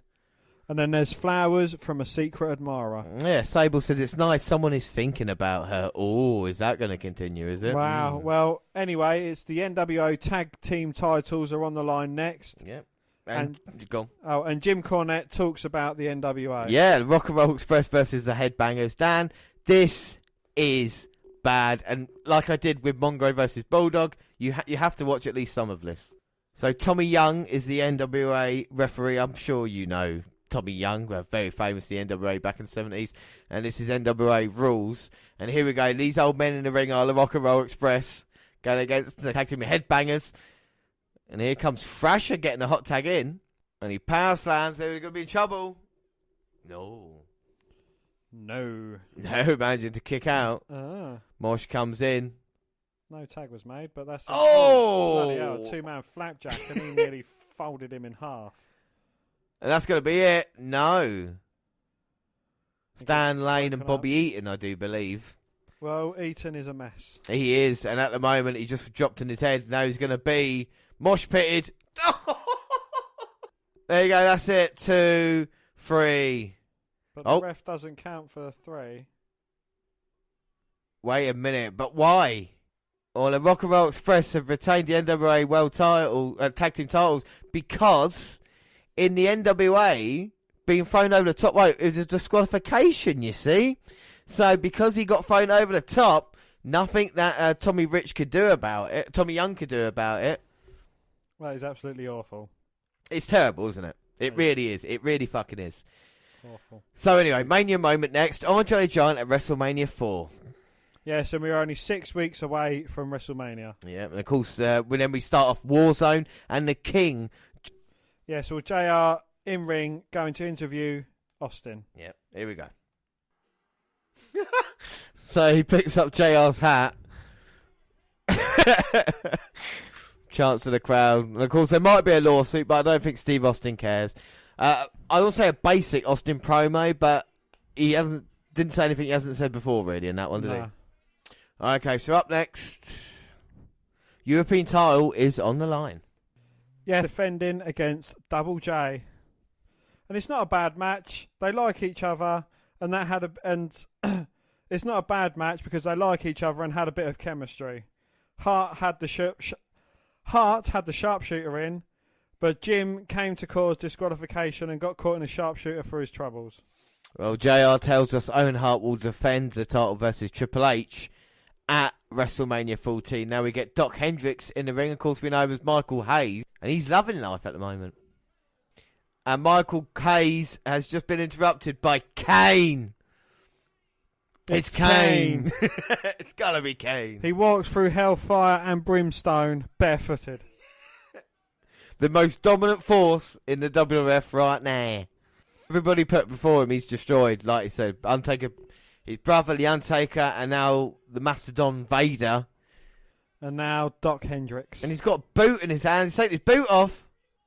And he hits Kane right in the face. Uh-oh. Well, the third time Kane catches him round the throat, choke slams him to the mat. Wow. That did not work there for Doc Hendricks, a.k.a. Michael Hayes. And Michael Dirty Socks Hayes. Well, It's not only got dirty socks now, I feel, after Kane came out. He's got dirty pants as well, yes. So, Sonny is our ring announcer again for Taka and Aguilar versus Brian Christopher and Pantera. Again? Yep. Not a bad match, but second-rate feel to this.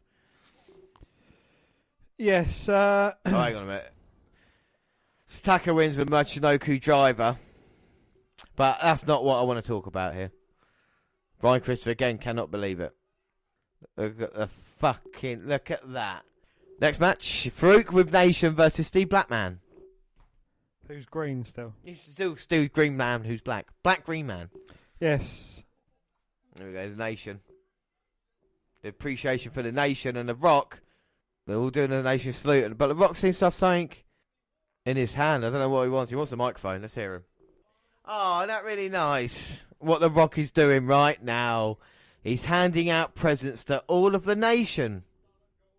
Solid gold Rolexes. They must cost a fortune. My God, give him to... What a nice guy the Rock is. This must have cost him thousands of pounds. This must have cost him thousands of pounds. And yet he's giving out these gifts to the members of the Nation. So they all got one. Karma, D'Lo, Mark Henry. And what's he got for Farouk? Oh, the Rock's saying Farouk is the only man that can lead the Nation. So he gave watches to all the members of the Nation, and he's given Farouk a portrait of himself. Oh, come on, Farouk. That is just ungratefulness. You don't slam that picture down like that. The Rock is very upset as we see Steve Blackman coming out here ready for his match against Farouk. But, I mean, the amount of money the Rock must have put into that.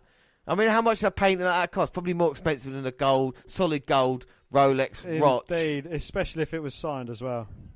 This is the thing, isn't it? It's worth loads of money now. The Rock saying to Farouk, you're the Nation leader. You can do this.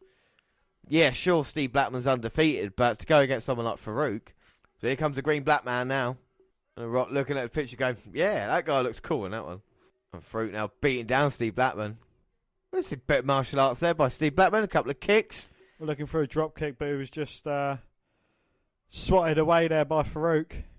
Farouk now slams him down, elbow drop. He's going to put Blackman away. The rest of the nation probably won't have to get involved in this. Blackman went for a dive there, and Farouk had dodged it. Dominator time. It's Farouk's finisher. And that is it. And The Rock's still parading around with that picture frame. Oh, no! That picture gets snatched out of The Rock's hands. Well, to be fair, he did give it to Farouk, didn't he? But I think Farouk's going to give it to Steve Blackman. Oh. Well, The Rock's saying, no, you do not disrespect my picture. No. Oh, referee Blackman rolling up Farouk and gets a victory. Wow, that was... no one expected that. No, that was a shock upset there. Blackman getting out of harm's way, still undefeated. The leader of the nation beating their folks to a roll-up. But was that The Rock's fault? I mean, Farouk seemed more interested in The Rock. Yeah, well, Farouk was more interested in The Rock and his picture, and he was going to disrespect The Rock's gift. Exactly, and that's want to get the job done. You could have pinned him, and then you could have moaned about it afterwards. And his Farouk now going to beat out The Rock. Rock saying, no, the picture's fine, you can have it now. Come on, Farouk, take a breath. There you go, it's fine. Mark Henry's got the picture safe. And Farouk punches the portrait. The Rock is furious. A lot of thought and effort went into that gift. Exactly, and now the nation having to break it up. D'Lo and Karma calming down. We had problems with Karma and Farouk a couple of weeks ago. And I don't think you can save that picture, Rock, unfortunately. And what's interesting about this now is that the rest of the nation are leaving Farouk, leaving The Rock alone in the ring. So Farouk, even after Rock expensive exactly. Rolex watches. Exactly, so you got to think Farouk still has the power in the nation. Anywho. You rode up my duck. Up next in our main event, yes, it's our main event, Goldust and Mero versus Cactus and Funk. Well, the story was on the outside as Luna grabbed Sable's flowers. Yes, she brought them back out with her. What? After you get given them, why could you? Well, she was glad that she might not get given flowers. You know, being with Mark Mero, she probably just gets bunches of fives. You don't give me flowers. Distraction ref. Mero got caught with Cactus chair. 1, 2, 3. Thankfully, it's over. Yes. And that was a really bad episode of Raw. Oh, that was awful. You know, it was a Saturday feel to it. DX weren't there. Austin didn't have a match. I mean, the main event of why they're relying so much on Goldust and Mark Mero recently, I don't know. I know Sable's over. Don't get me wrong, but it's almost like they are filling a little bit of time. You know, I got to be fair. What have you thought of the past few episodes of Raw? Wrestling quality-wise, terrible. Yep. But storytelling-wise, it's been brilliant. Yeah. You know, they're certainly leading up to WrestleMania. You know, maybe that's why we saw our best matches at WrestleManias, at Survivor Series, you know, because that's what they do. They lead up towards it. Even the No Way Out event beforehand was leading up to the WrestleMania. You know, it's all been about WrestleMania, Mike Tyson, Austin, HBK. Yeah. You know, it's kind of like just a one big, massive main event. It's been going on since the Rumble, and yeah, you know, they're certainly telling a great story. And everything else is just kind of filler. Yeah, yeah, exactly that. I think that's missable. I think with Nitro, I enjoyed watching it more just because there's more shit thrown at us. You know, the amount of stuff thrown in that period. There was it would be 5 minutes later you have something else. With this, it's like the amount of times you saw like the NWA guys, or you saw the Truth Commission. You're just like, fucking hell, the roster isn't that great at this moment in time. The main event angles are maybe arguably better than they are with Nitro, but I think Nitro nicked it for me this month watching it. So what we're going to do now, we're going to end this episode here, and then we'll be back on Wednesday for part 2. WCW Superbrawl 1998 in its entirety, and then after that the Nitro and Raw, and after that the Nitro and Raw the night after, and we're going to get a wrap up on our thoughts and everything we've seen in February. And then don't forget we're back in March where we will be watching WrestleMania 14 on the WNR podcast. But that is it for now. Anything else, Dan? No. Okay, cool. So that is it for now. If you want to follow us on Twitter, we're at WWE Network Review or at Vince McDan WWE. I'm at J_Rollins. We've also got a friend on Twitter. Yes, he's just trying to make the world a better place, and that is Mini Chris Benoit, and you can follow him at Mini Chris Benoit. Or you can follow us on Google+, WWE Network Review. You send us an email if you want, the WNR podcast at gmail.com. You can subscribe to our YouTube channel, the WWE Network Review podcast. And we're also on Facebook. Yes, Facebook, you can come and find our page and give us a like with the WWE Network Review podcast. So you can come and find me and add me as a friend. I am Vince McDan. Podcasts go up on Sundays and then sometimes Wednesdays on YouTube and other places like SoundCloud. On your phone? We're on Stitcher Radio, Spreaker Radio, where we've got our big live weekend coming at WrestleMania time, but we'll give you more details as we move along. And iTunes, like, subscribe, rate and review there. So that is it. I have been James Rowlands, and as always, I was joined by Dan White. Thanks for listening, everybody. We see you for part 2. Bye. Bye.